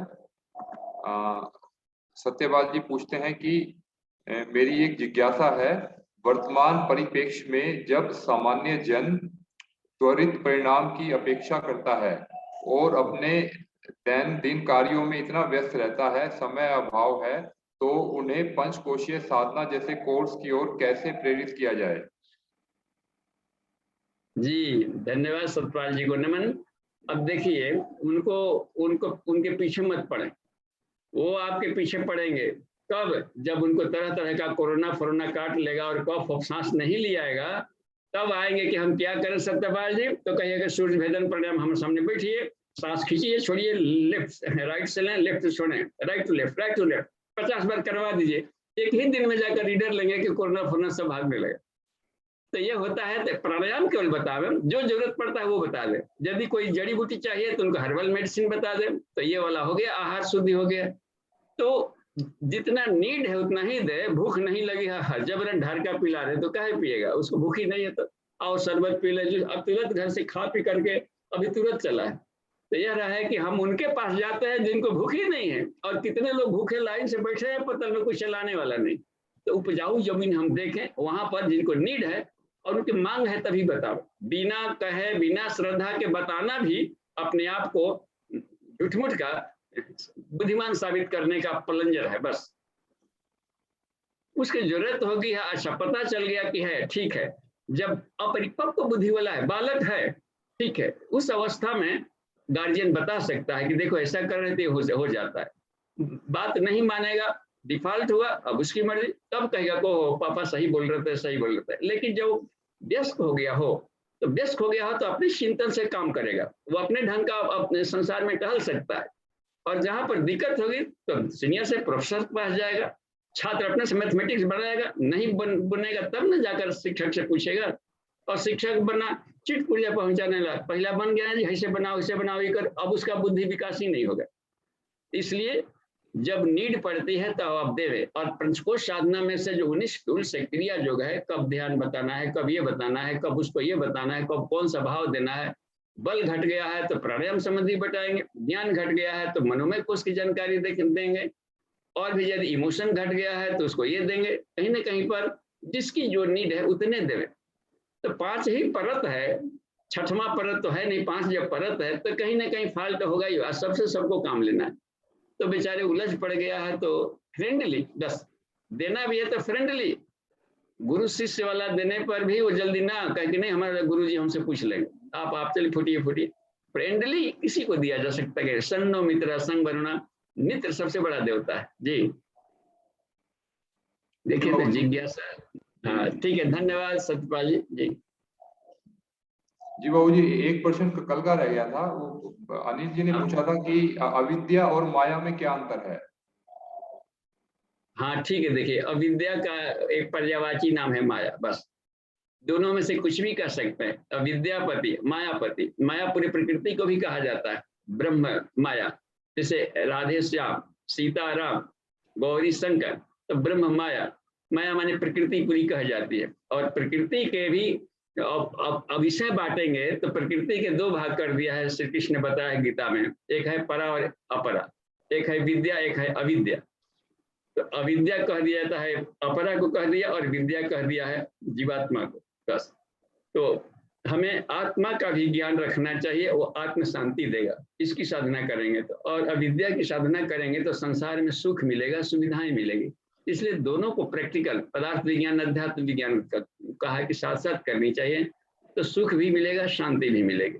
यह बात ठीक है। अब देखिए समय हो गए होने को, 2 मिनट है, पूछिए। अभी और कोई प्रश्न तो भी नहीं है अभी। हाँ, विद्या में और जुड़ गया है ना, विद्या का मतलब ही होता है जीवात्मा, यानी आत्म चेतना के बाद विद्या कही गई। और विद्या माने जड़ जगत, विद्या आत्म जगत, चेतन जगत को विद्या यहाँ पर कहा गया है। अब विद्यालय लिख दिया गया है तो अलग बात है, वहां विद्या का मतलब होता है सभी तरह के विद्याएं। उसमें ब्रह्म विद्या भी है, आत्म विद्या भी के फैकल्टी खुल सकता है, साथ ही साथ में तत्व विद्या का भी चल सकता है, और भी शैक्षणिक में संगीत विद्या, वो चल सकते हैं। वहाँ विद्या का संगीत अलग ले लिया था कि सब। अब अलग बात है कि एक आध फैकल्टी खुला है, उतना जगह नहीं है, उतने शिक्षक उपलब्ध नहीं है, संसाधन नहीं है, तो एक आध फैकल्टी चल रहा है। तो विद्या संज्ञक में वहां पर लिख लिया गया है कि चूंकि ईश्वर का हर जगह पसारा है, हर जगह ब्रह्म भी है, तो उस हालत में विद्या संज्ञक में सब भी आ सकता है। तो हमें ये देखना चाहिए किस उद्देश्य से कहाँ पर क्या लिखा हुआ है, अपनी बुद्धि थोड़ी दौड़ानी पड़ेगी जी।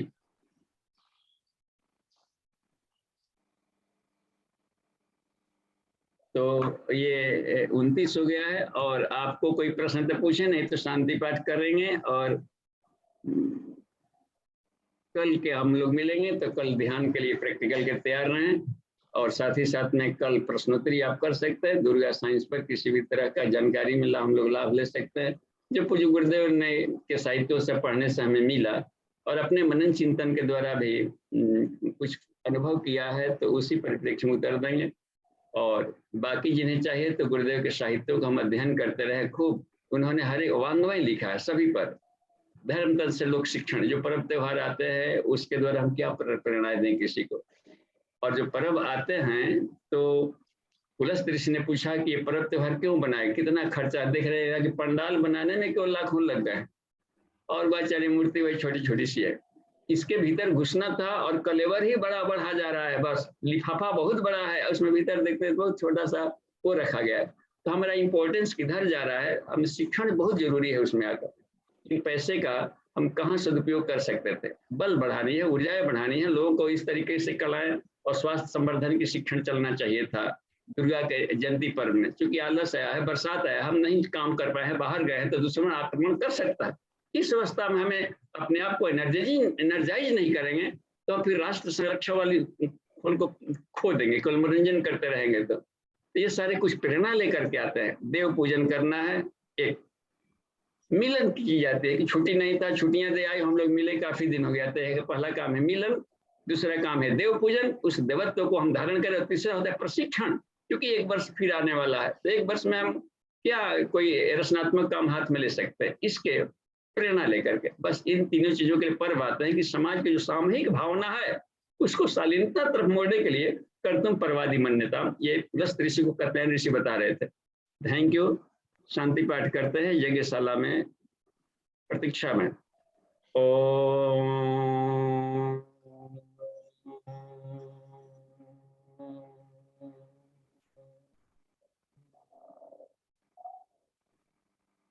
शांति शांति शांति। समाप्ति। प्रणाम।